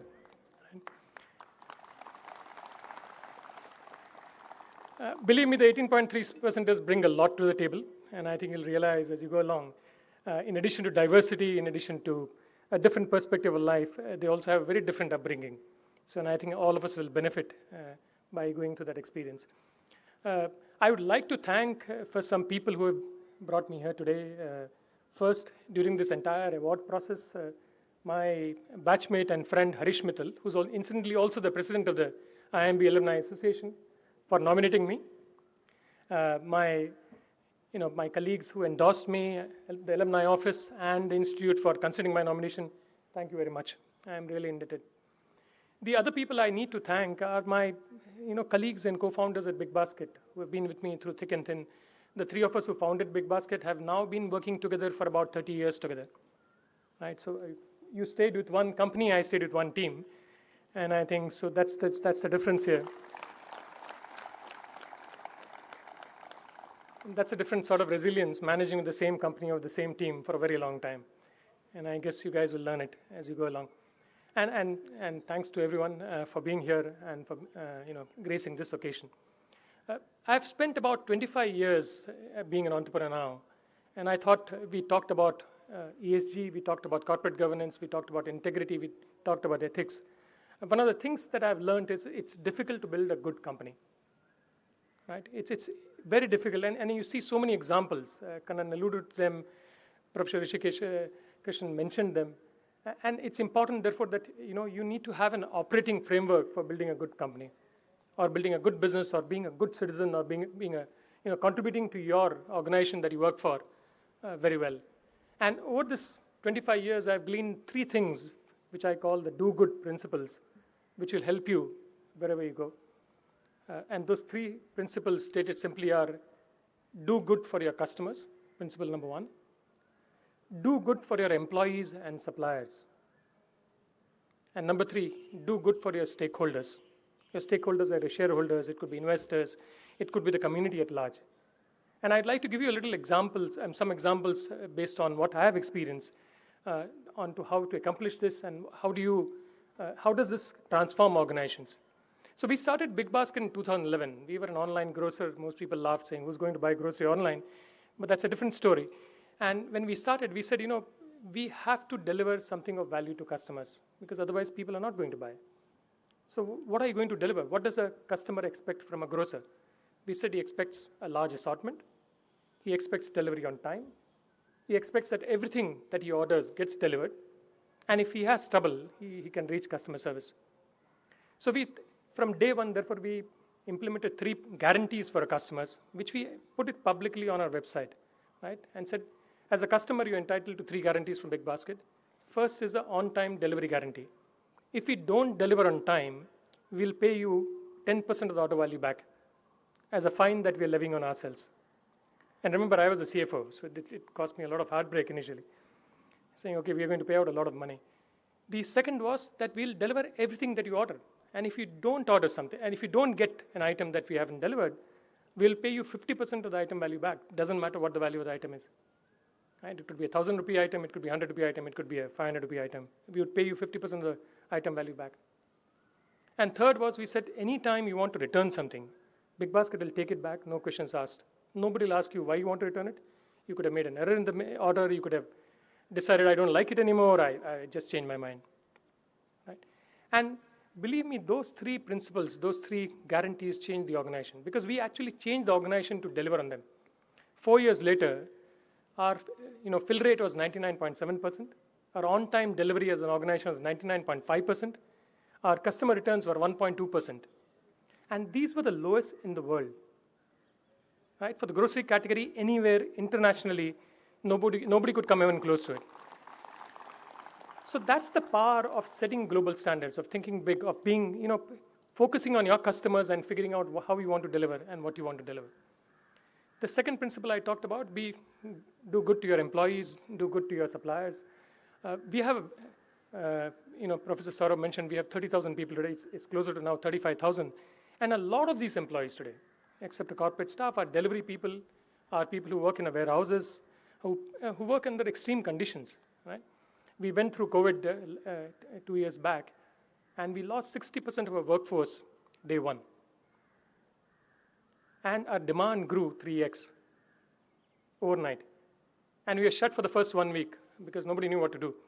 And then we had to rebound back, build it out. And a lot of that credit goes to these people. They actually delivered right through COVID. All of us got food on our table, groceries at home, because there was somebody actually willing to take that risk and go out and deliver. Right? And the way you build this culture, the way you build ownership amongst employees is by making sure that you do the fair thing by them. So we did a Series B in 2014. And Series B was not a gazillion dollars like it is these days. It was a measly by those days standards, about some 200 crore rupees. But we told our board that we want to set aside $1.5 million for an employee trust that we want to create. This employee trust will only focus on 2 things. It will provide education for the people who work for our frontline staff, the people who are working in the warehouses, people who are delivering, and it will provide medical help in an emergency. And these were the only 2 goals and that money can't be touched by anybody else for anything. Doesn't matter if the company goes bankrupt, the trust will survive. And and at that time, 2014, there was a good chance we could have gone bankrupt at any point in time, right?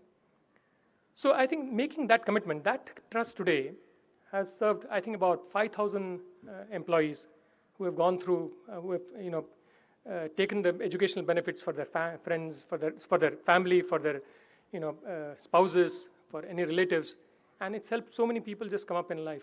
And it continues to this day. It's expanded to cover a lot of other things now. The second is do good by us for your suppliers.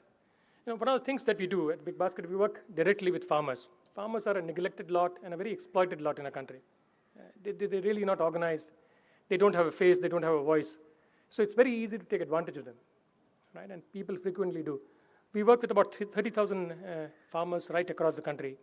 And when we got into, and it was very difficult in those days to even directly access farmers. We have all these arcane laws which prevent you from getting directly, buying directly from farmers.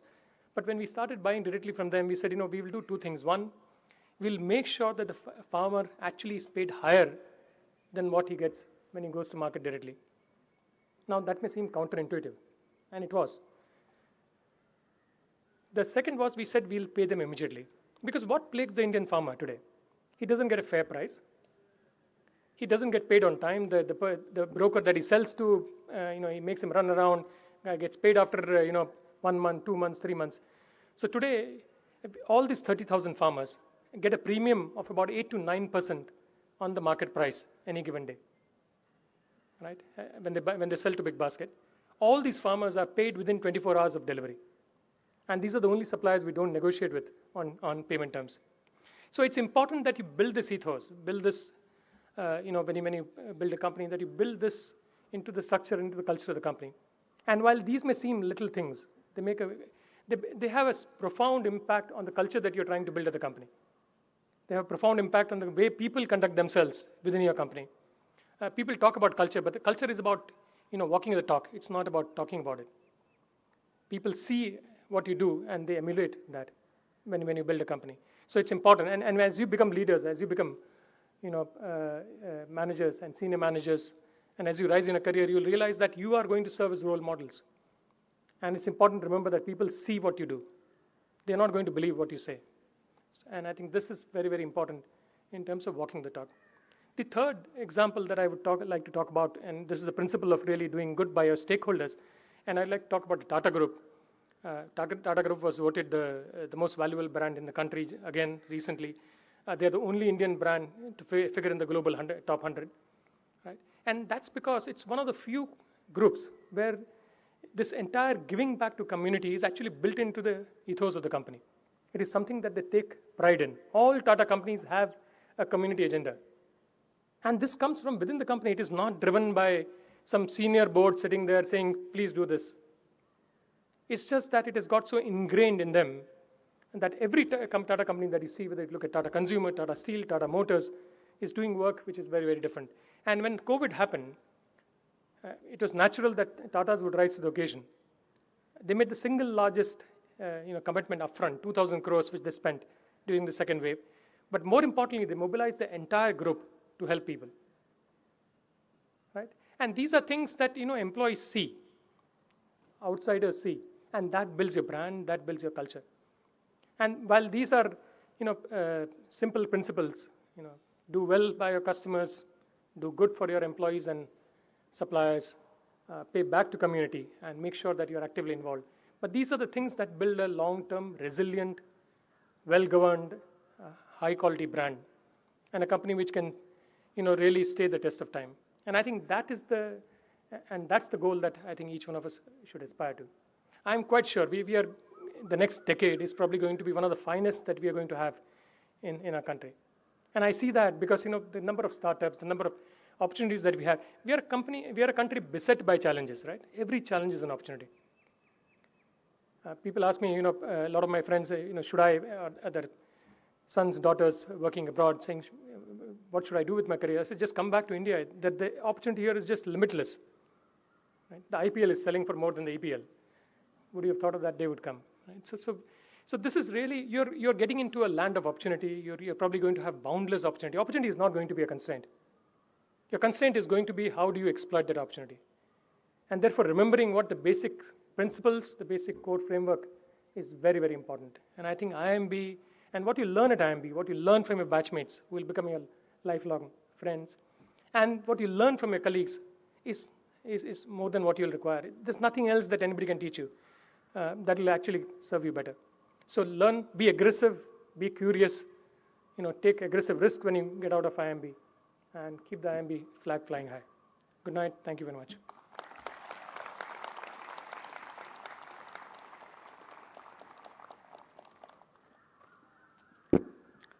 Thank you, Vipul, for telling us about building the organization. That's one of the time pass courses that you will do next Monday morning onwards, which in the current lingo is called Globe courses, which your seniors will come and talk to you about. So our next our distinguished alumni whom we are going to give the award is Mr. Saugata Gupta.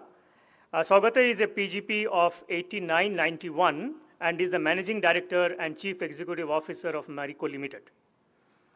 After a 4-year stint in ICICI Prudential Life Insurance, he joined Marico as Head of Marketing in 2004, where he eventually rose to the position of Managing Director and Chief Executive Officer in 2014. He is the recipient of several awards related to corporate leadership and impactful achievement. He has been listed amongst India's top 100 CEOs year after year by many business publications such as Business World, Business Today, and Forbes India. His leadership has brought laurels to his organization, which has been ranked highest among FMCG companies, that is Marico, in the CRISIL ESG Performance Score in 2021, and is one of the top 10 companies with best corporate governance among all companies in the S&P BSE 100 index. Saugata also has made contributions to the society through his engagement with many organizations involved with a broad range of social causes, such as education of girl child and cultural entrepreneurship. He has been active in industry associations such as FICCI, Indian Society of Advertisers, Advertising Standards Council of India, besides serving as jury member for many corporate awards. I invite Mr. Saugata Gupta to accept the Distinguished Alumni Award from Professor Hrishikesh Krishnan.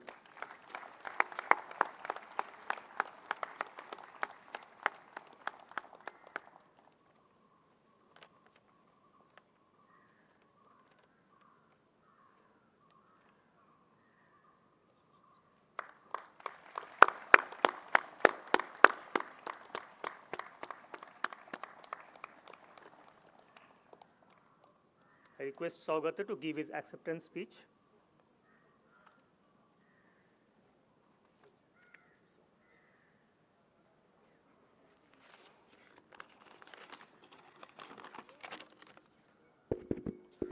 As Kannan said, the best extempore speech is prepared, so this is extempore prepared speech. Okay, so thank you, Professor Krishnan and all the faculty on the dais, and for inviting me here today. And congratulations, incoming class of 24, you have made the right choice and sky is the limit for you. Now, when it comes to English alphabets, it is A, B, and C.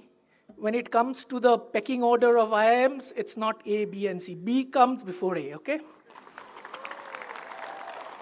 And there may be C, L, and all that, we don't know. So you have made the right choice and keep the flag of IIMB flying high. So it is an immense honor to be recognized by an institution that holds such a special place in my heart. And the lessons and values I learned at IIMB have guided me through my career, and more importantly, I think some of the people I met here became lifelong friends and advisors I can still rely on today.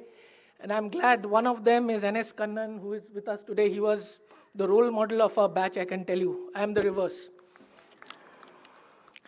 So first of all, I'd like to thank the IIMB Alumni Committee and the DAA Selection Committee for this honor. It's truly humbling to think that my career has made me worthy of this award. I'd like to congratulate the other awardees, Apurva Purohit, Raghavendra Rau, and Vipul, being recognized for their stupendous achievement, and a lot of them for their contribution to the India growth story and the fact that today 3 of the 4 actually worked and made a career in this motherland. I would like to thank my professors and batchmates from IIMB class of 91 who have had a huge influence on making me who I am. Most of all, I'd like to thank my family, my parents, especially my father, who was a first-generation refugee, who despite less than ideal circumstances prioritized investing in my education.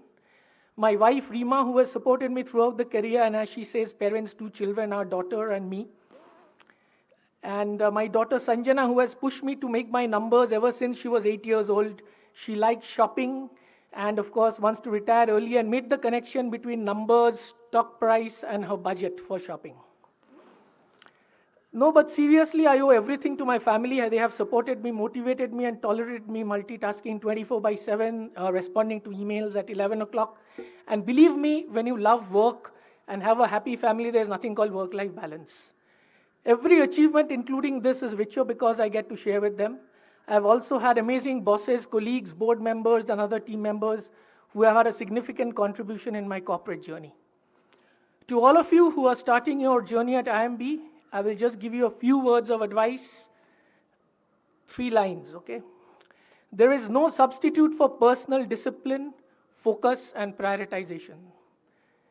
Choose a career, whatever specialization, something which you love and you are good at, because you have to do this at least 20, 25 years or 30 years, if not more. Never chase success and money. It will come to you if you keep on doing the right things, stay grounded, keep learning, and reinvent yourself continuously. And lastly, if you get the opportunity, I would urge you that in spite of many opportunities, I have decided to work here, make a career here. Do that because India in this century offers tremendous opportunities. And I think, yes, it's always nice to explore, do explore careers outside and everything, but I think it's very, very critical that you give this country a chance. I think this is the century of India, and people like you will make an immense difference to what the country will become. So thank you once again.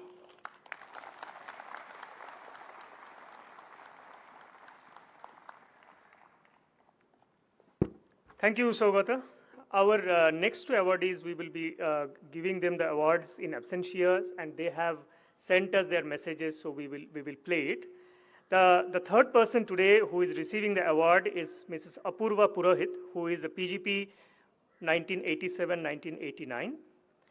Apurva has crafted a career in the media and advertising space. She was the president of Jagran Prakashan Limited.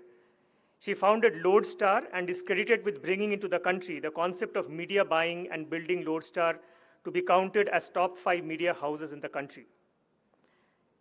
After heading the turnaround effort at Zee Telefilms, she spearheaded Times of India's entry strategy into television. During her decade-long leadership at Radio City, the company has featured in Great Places to Work survey for 9 years consecutively, and was also amongst the best place to work in Asia in 2019. As president of Jagran Prakashan, she pivoted the group to focus on new age emerging business. She is also highly committed to social causes, particularly for the cause of educating the underprivileged children, gender equality, and empowerment. She has authored 2 books, Lady, You Are Not a Man, and Lady, You Are the Boss, to encourage and empower women professionals, demonstrate her influence and contribution to their larger cause. She was listed amongst the most powerful women in business, both by Business Today and Fortune India for many years. I request my colleague to play her message. Thank you very much. I'm truly honored to receive this award from IIM Bangalore, and I thank the director, the dean, and everybody else involved for this singular honor. All of us understand that organizations and institutes such as IIM Bangalore have made us what we are, and to receive such an honor is something extraordinarily special for me, and I'm sure for all of us. 33 years ago, when I walked through the campus and entered the classrooms for the first time, as a young, naive girl straight out of college, one of the first few classes that we attended was something called written and oral communication. And indeed, the first task that was set upon all of us by the professor then, God bless him, was to ask us to walk on stage, pick up a sheet of paper, and extempo speak on the topic that was assigned in that sheet. So I walk up on stage, pick up that sheet of paper, stand there, and go completely blank. And the professor for nearly 3 minutes made me stand there as I stood tongue-tied in front of 120 men and women. That was the first week and a trial by fire. And for the next 2 years, I was defined as that girl who was tongue-tied and couldn't speak in the written and oral communication. I can tell you it was one of the most humiliating experiences of my time. Fast forward 33 years, and in the last 2.5 decades, through my job as a CEO of several organizations, or through my passion of women empowerment, I've done innumerable amount of talks and public speaking. And so I tell you that do not allow any failure that you may face to define you and label you. Equally, all of you will be successful, just as I was in something or the other, marketing, sports, finance. Don't allow success also to define you or label you. Neither success nor failure at any moment in time should become your slogan and your mantra. You are larger, you're bigger, and you're better than any success or any failure you may face. As Rumi, the patron saint of the Twitterati, would say, are you a drop in the ocean or the entire ocean in the drop? Only you can decide. And just as you go through the next 2 years of evolving into better human beings, better professionals, better managers, and better leaders, think about how you will evolve to understand what your personal measure of success is.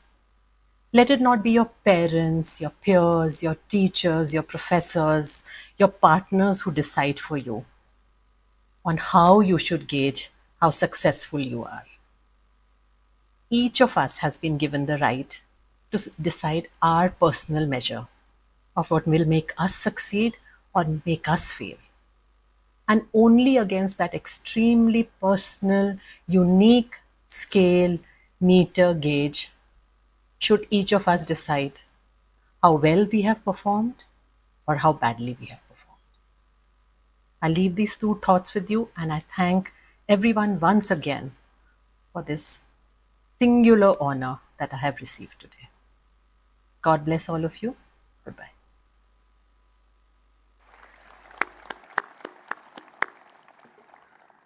I mean, that was amazing. So from the person who was tongue-tied on that stage to what a powerful communicator Apurva is.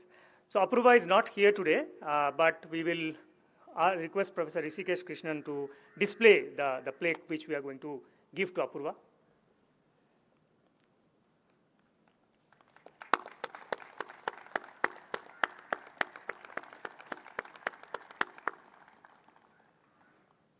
Thank you, Professor.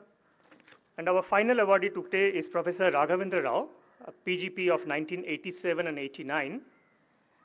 Professor Rau is Sir Evelyn D. Rothschild Professor of Finance at the University of Cambridge. His research papers have been published in top journals in the fields of corporate finance, behavioral finance, and corporate governance. He also holds editorial positions in prestigious academic journals. An outstanding scholar, teacher, mentor, and a role model to young scholars, Professor Rau has taught in a number of management schools in North America, Europe, and India, which include the Kannan School of Management at Purdue University, Anderson School of Management at UCLA, Haas School of Business at UC Berkeley, and the Indian School of Business, Hyderabad. Professor Rau is the co-founder of the Cambridge Center for Alternative Finance. He is also the past president of the European Finance Association. I request my colleague to play the message that Professor Rau has sent us. I joined IIMB Bangalore in 1987. I did not imagine that one day I would receive the Distinguished Alumnus Award in 2022. In fact, I probably thought of very little except finding my next job. And even when I got a job and moved on through several different careers, including being a software engineer, a hedge fund manager, and finally an academic, I must confess, I didn't really have a detailed career plan in mind. My major focus was to do something interesting, something not too boring and reasonably stable. I was extremely risk averse. I am still extremely risk averse. It turns out that being an academic fulfills all these goals. You can research whatever you want. Some of these things might actually turn out to be beneficial for society. Your job is pretty secure once you have tenure, and good side benefit, which I didn't know at that time, is that you have hundreds of youngsters all wanting to listen to you every year. And that's pretty rare these days. Who wants to listen to us as we get older? I'm honored that IIM Bangalore thought that these relatively modest career goals were interesting enough to merit the Distinguished Alumnus Award. Over the years, I've tried to visit the campus regularly, and I have been amazed by how dramatically it has developed over time. In 1987, when I joined the campus, it was still at the back of beyond. It would take you hours to get there, and it was relatively modest in size. Today, it is truly an impressive and beautiful campus. Though the older faculty who taught me have all retired, I still keep in touch with them, and it's always a pleasure to interact with them. Today, when I go back to the institute, I still have a great deal of intellectual pleasure talking to the faculty about their research, presenting my own research, in general, just meeting the people who make IIM Bangalore so special. I'm proud that IIM Bangalore is my alma mater, and I'm truly humbled by this Distinguished Alumnus Award. I appreciate it very much.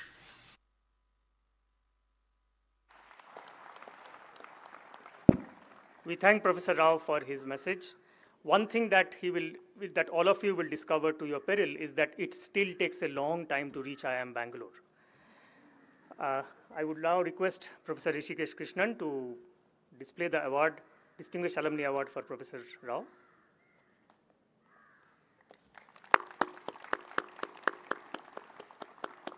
Thank you. And that concludes this part of the function, and we will go to the awards for the PGP students.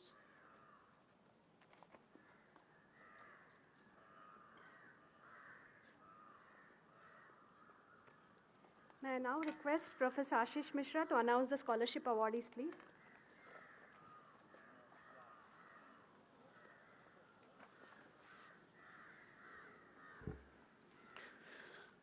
Hello everyone, I'm back again.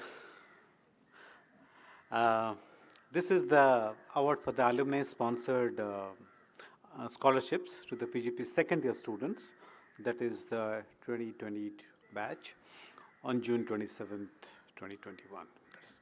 As a practice every year, during the inauguration of the incoming PGP batch, there are a few scholarships that are sponsored by alumni, and based on the conditions prescribed in the MOU, they are awarded the scholarship to the second-year students. So the first one is the Siddhartha Padam Award. This scholarship is awarded to a PGP student who is on the director's merit list and gets the highest CGPA in economics, finance, and accounting core courses in the first year.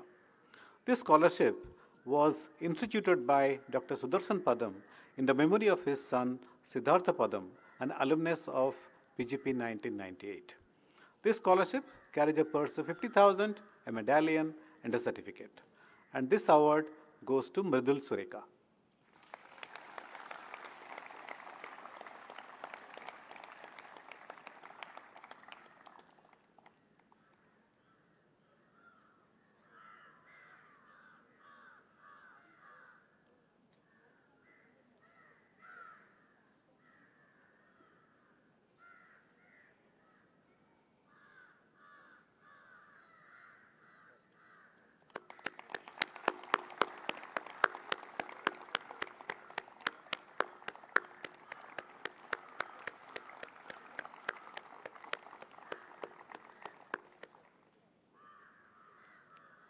And Mridul, don't go. You have two more coming your way. The second award that goes to Mridul is Srimati Saraswati Kulkarni Memorial Prize for Excellence in Entrepreneurship. This prize is awarded to the student who achieves the highest score in the core course in the entrepreneurship in the first year.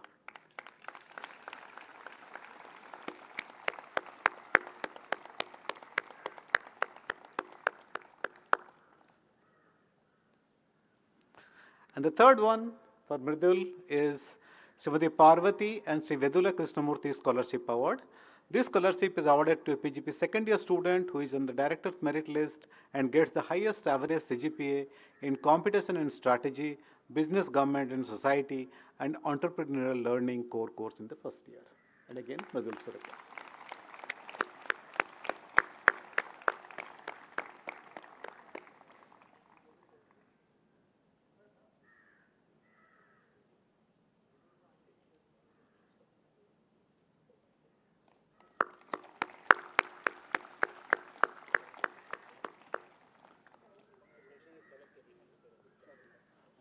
Thanks, Mridul.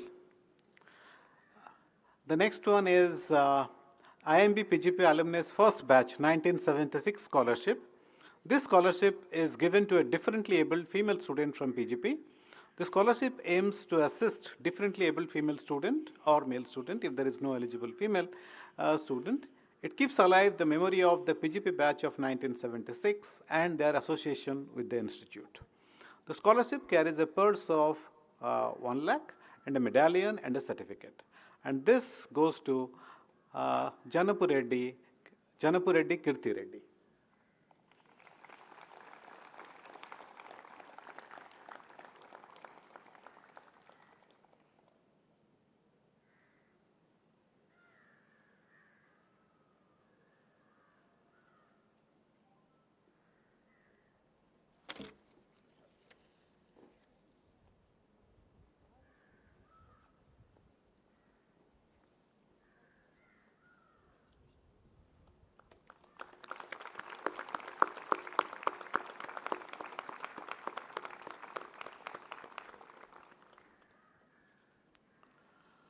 The next one on the list is Ranwal Educational Trust Scholarship.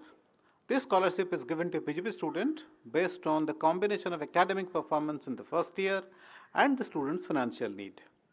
This scholarship was instituted by Mr. Sandeep Ranwal, who was a student of PGP 1993 batch to provide financial aid to needy and meritorious students. This scholarship carries a purse of rupees 2 lakh, a medallion and a certificate. And this goes to T. Kalyan Kumar and Jisan Ahmad.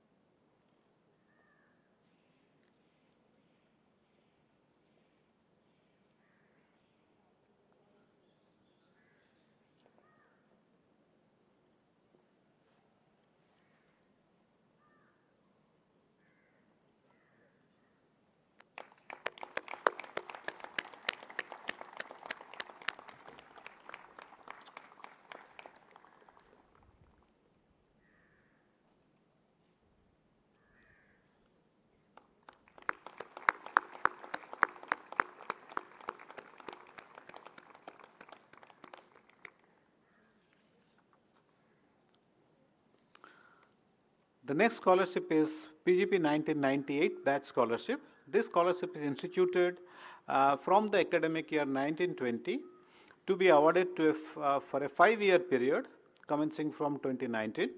It is awarded to the student with disability as well as financial need. Since this is a need-based scholarship and the PWD student are in recipient of HSBC scholarship, it is now awarded to non-PWD students. This scholarship carries a purse of rupees 2 lakh, which is awarded to 3 students as per their final CGPA in the name of Siddhartha Padam Scholarship, Uday Naik Memorial Scholarship and Siddhartha Gupta Memorial Scholarship. So this scholarship is this year. It is given to Avijit Mridha, Dodia Vinit Anil Kumar, Gunjeti Amit Naresh and Krishna Gupta.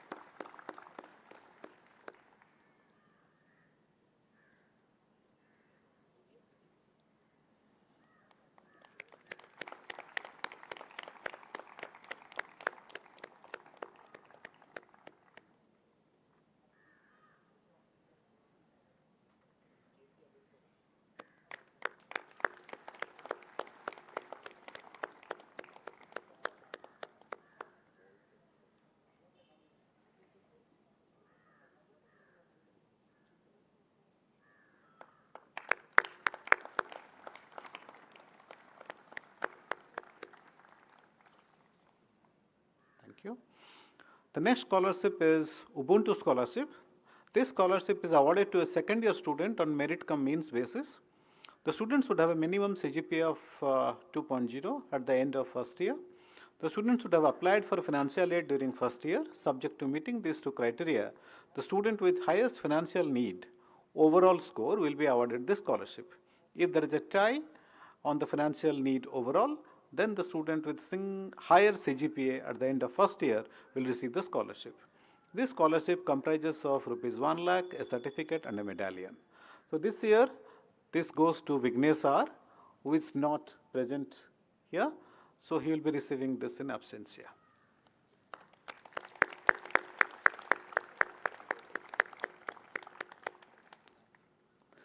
The next scholarship is Moltech Scholarship. In terms of MOU, the first scholarship of 1,10,000 will be given to the top student of the PGP from the director's merit list. The second scholarship of 80,000 to the next student in DML, and the third scholarship of 70,000 will be given to the next student in the DML in the order of CGPA. This year, this goes to, again, Mridul Sureka, Puranjay Singhal, and Siddharth Mittal.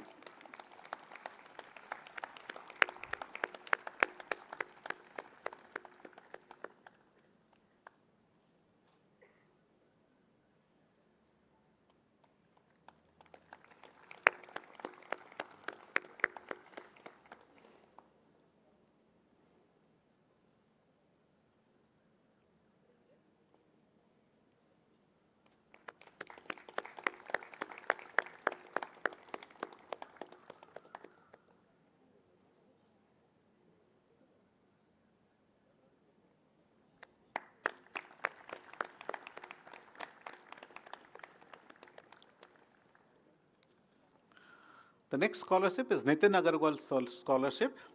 In terms of the MOU, a scholarship amount of rupees 1 lakh will be given to the student who has received no other financial aid or scholarship. So this goes to Karan Motwani.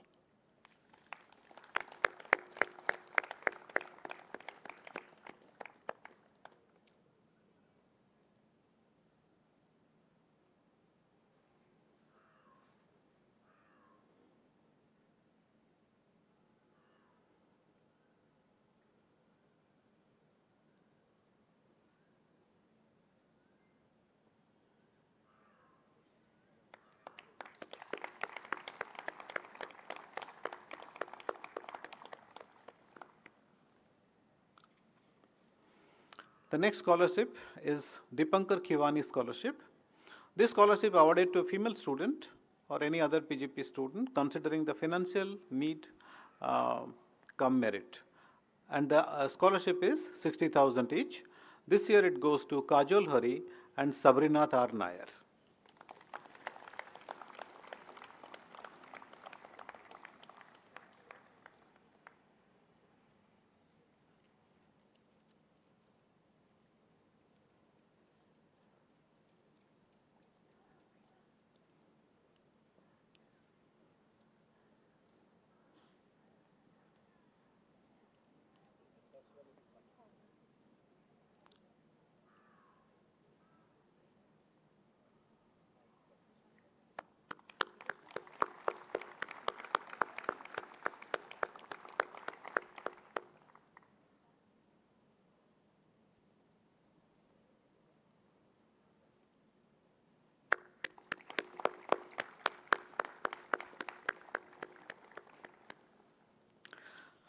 Last but not the least, PGP class of 89 scholarship. It is a scholarship of 10% fee that will be given to the student who has received no other financial aid or scholarship. This is a means-based scholarship. And this year it goes to Jangam Gauri Mangesh.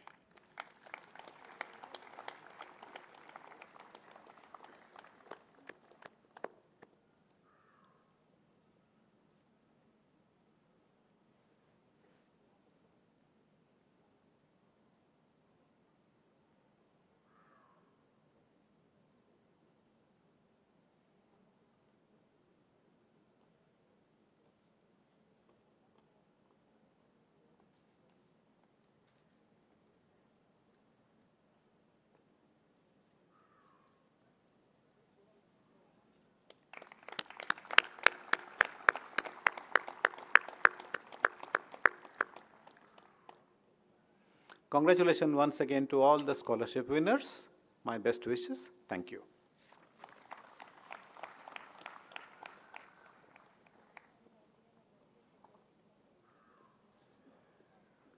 Thank you, Professor.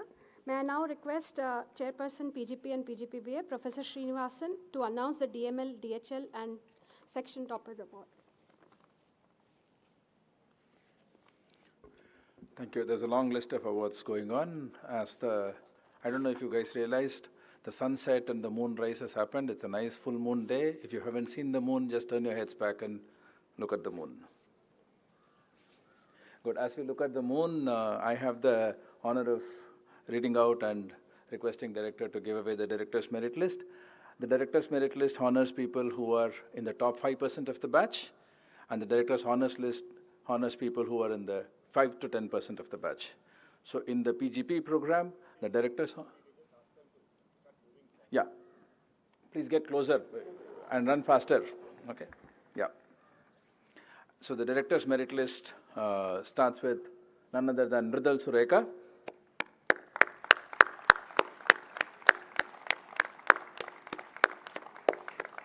Puranjay Singhal,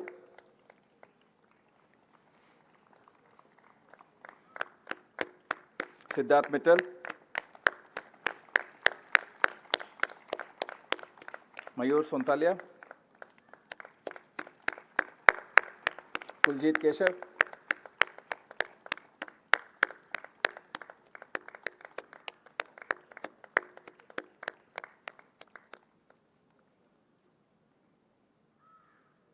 Mayank Sahu,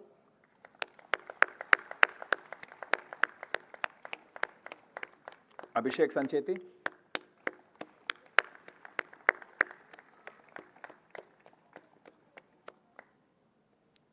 V. Pallavi,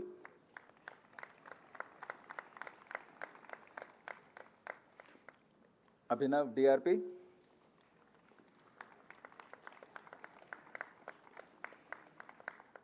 Venkata Sai Prabhu Nandipati,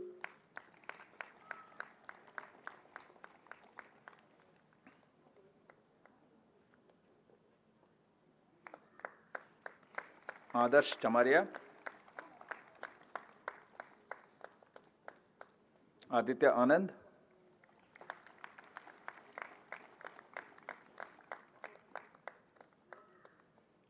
Ashish Sen, Piyush Trivedi,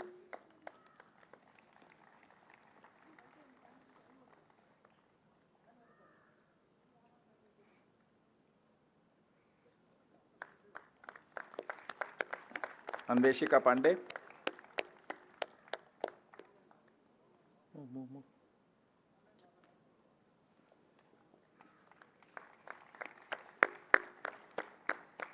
Venkatramanyam,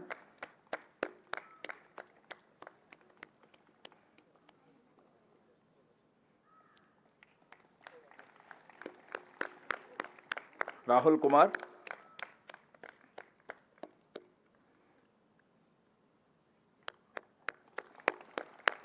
Bhuvanesh V,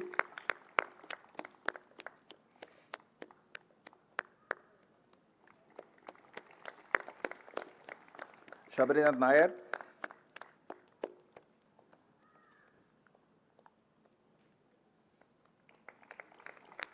Parva Patel,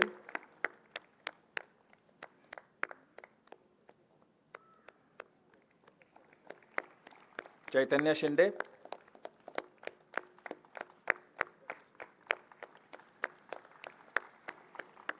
Aryan Kapoor,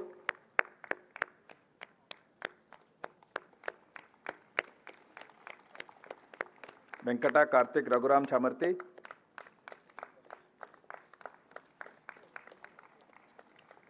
Shubham Bageshwar,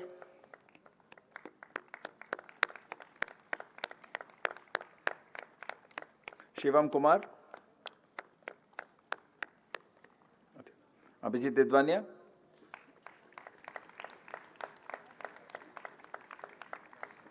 Sudhanagunta Kranti Chaitanya,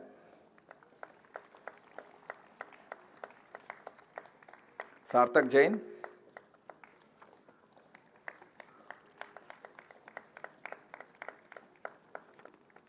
Rashi Parekh.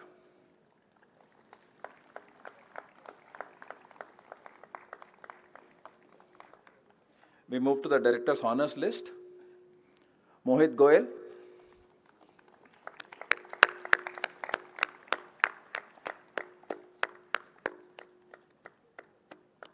Shubhi Saxena.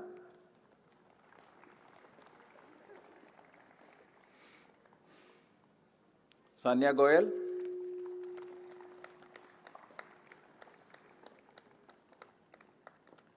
Jay Patel.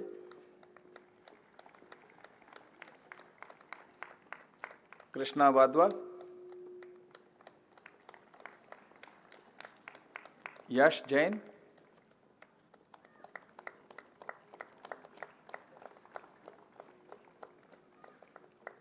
Soumitra Khanale.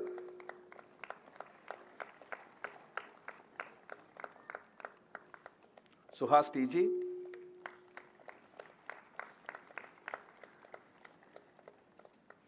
Himanshu Shekhar.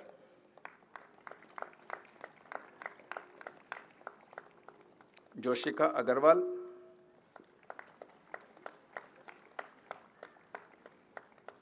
Kushagra Agrawal.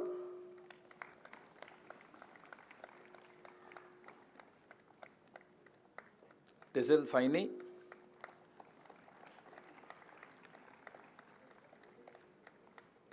Abhinav Banka.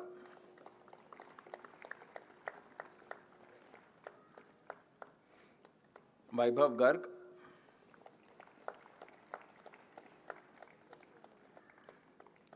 Sahil Arora.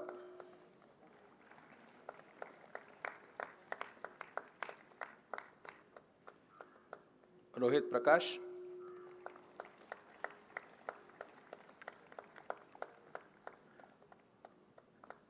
Rajesh Shahade.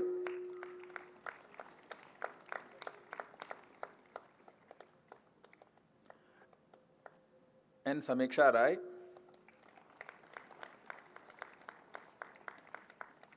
Harsh Agarwal.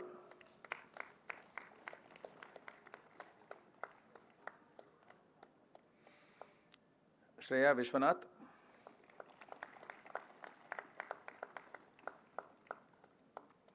Abhishek Jaisingh.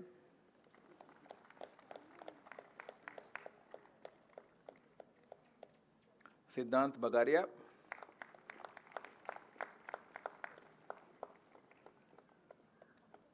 Sarthak Chincholikar.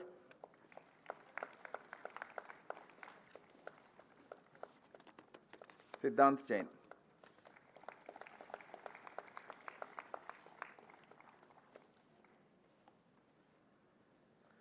We move to the term toppers. Term 1, Mridal Sureka.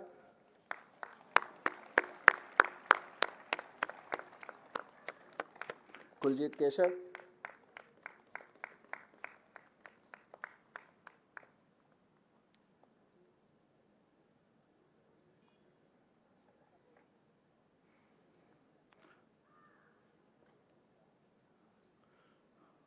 Rohit Prakash.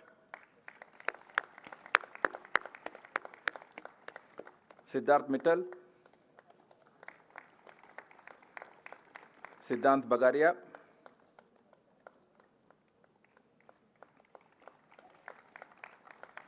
Mayank Sahu. Vaibhav Garg. Mayur Sontalia.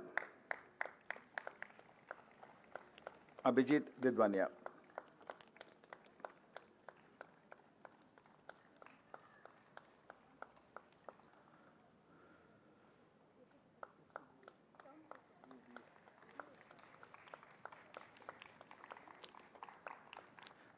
We move to term 2 toppers. Mridal Sureka.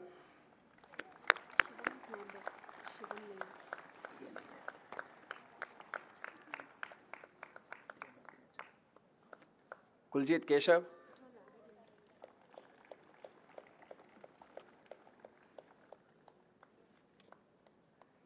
Abhishek Sancheti. Abhijit Didwania. Rashi Parekh. Mohit Goyal,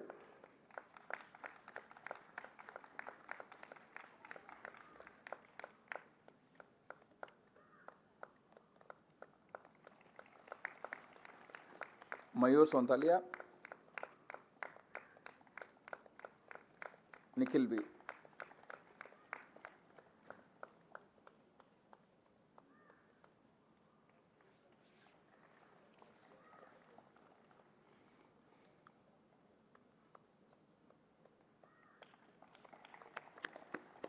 Let's move to term 3. You won't stop seeing him again. Mridul Surekha,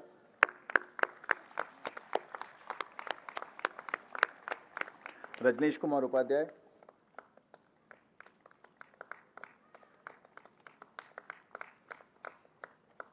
Mayur Sonthalia,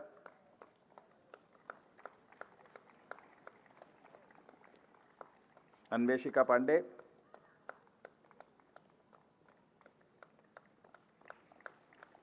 Shivam Kumar, Siddharth Mittal,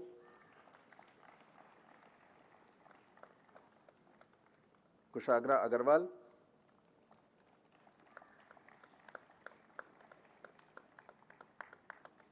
Mayank Sahu,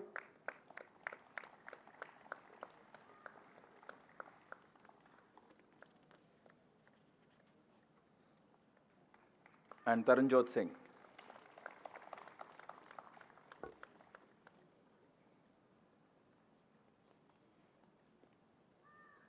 Let's give them a big hand. Congratulations. Thank you, Professor Rishi.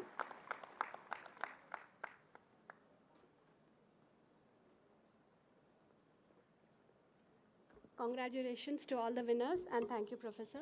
May I now request Harishankar, the President's Act, to come and address the students about life in IIM Bangalore.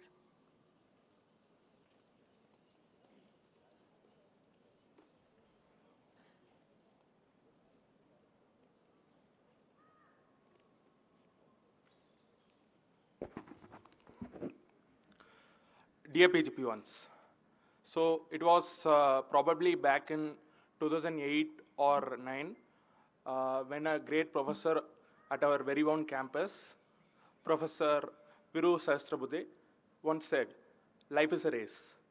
Well, I beg to differ. You need not necessarily go behind all the opportunities that life might offer to you, be it at IIMB or anywhere else. Everyone is different here, and that's what makes us special. So draft your objectives and follow them with full passion. It's essential to have clarity on what you want and what you don't. That said, please don't refrain yourselves from exploring things while you are here. At times, in fact, many a time, it's the experiments that lead people to greater heights. Well, all this was basic free advice. A very good evening to one and all present here. I thank the PGP and PGP BA Chairperson, Professor Srinivasan R, for providing me with this opportunity to address the incoming batch. I, Harishankar Arvind Khanna, President of the Students' Affairs Council, would like to formally congratulate and welcome you all, the 49th batch of PGP and 3rd batch of PGP BA students, in your journey of a lifetime at IIMB. You have put in an extraordinary amount of efforts to secure an admission into IIMB. And now that you are here, please take a moment for that feeling to sink in.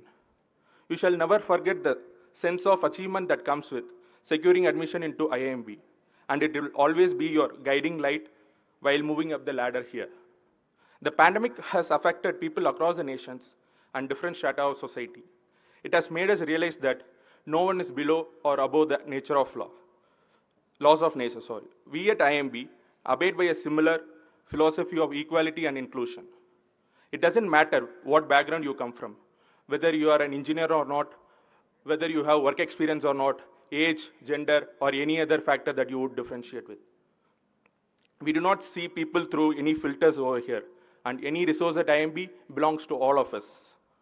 We treat everyone with utmost respect, be it your peers, faculty members, or the non-teaching staff. IIMB is like a family of which each one of you is now a member, and we expect a similar outlook from all of you. Your friend circle is another critical aspect of your 2-year journey here that will help you get over the ups and downs. Do not hesitate to network and talk to people. You will definitely find friends for a lifetime here. Needless to say, your PGP tools will always be there to guide you. But remember, help is always given at IIMB to those who ask for it. The 2-year course at IIMB, unlike any other coursework, where you have just paid the fee and end up with a job and a degree, it's not like that. It's way more than that.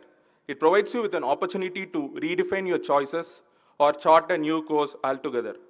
The diversity of the batch is immense, and everyone you will interact with will give you a learning for a lifetime and lend a new perspective. That's the beauty of the group projects we have for the courses at IIMB. The world-class faculty at our institute will offer you a great learning experience that you will cherish forever. We are all here to push our limits and see what we can do.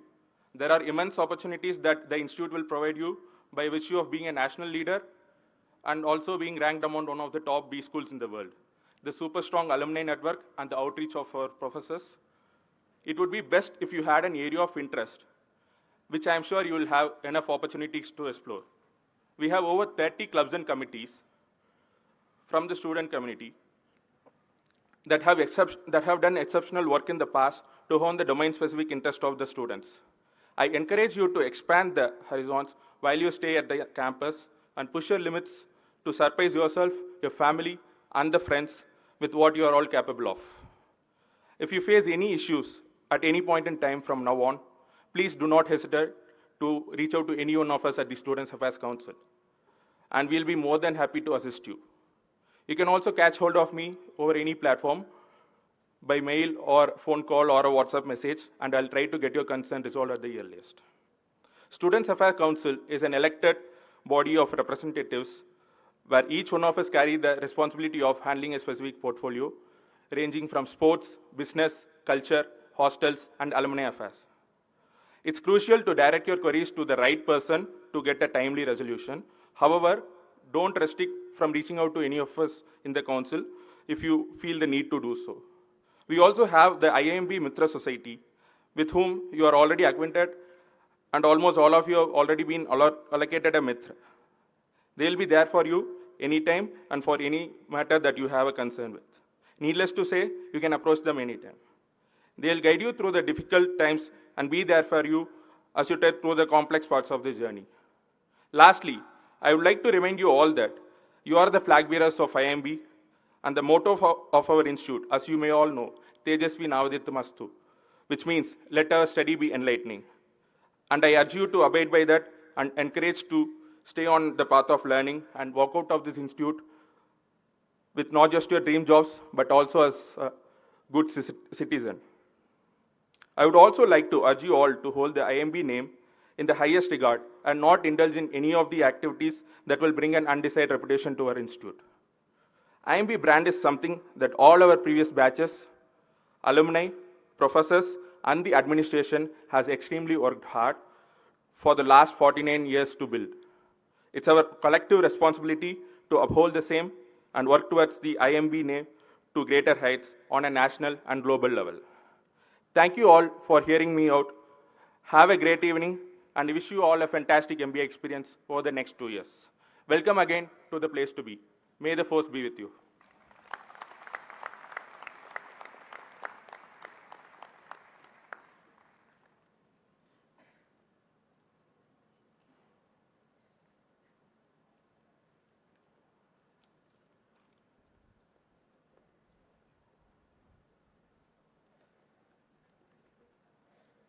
Thank you, Hari. We will have a short break maybe for 5 minutes and then commence with the cultural program. Mr. Ganesh Desai and his troupe will be ready. Meanwhile, you all can have a 5-minute break and come back.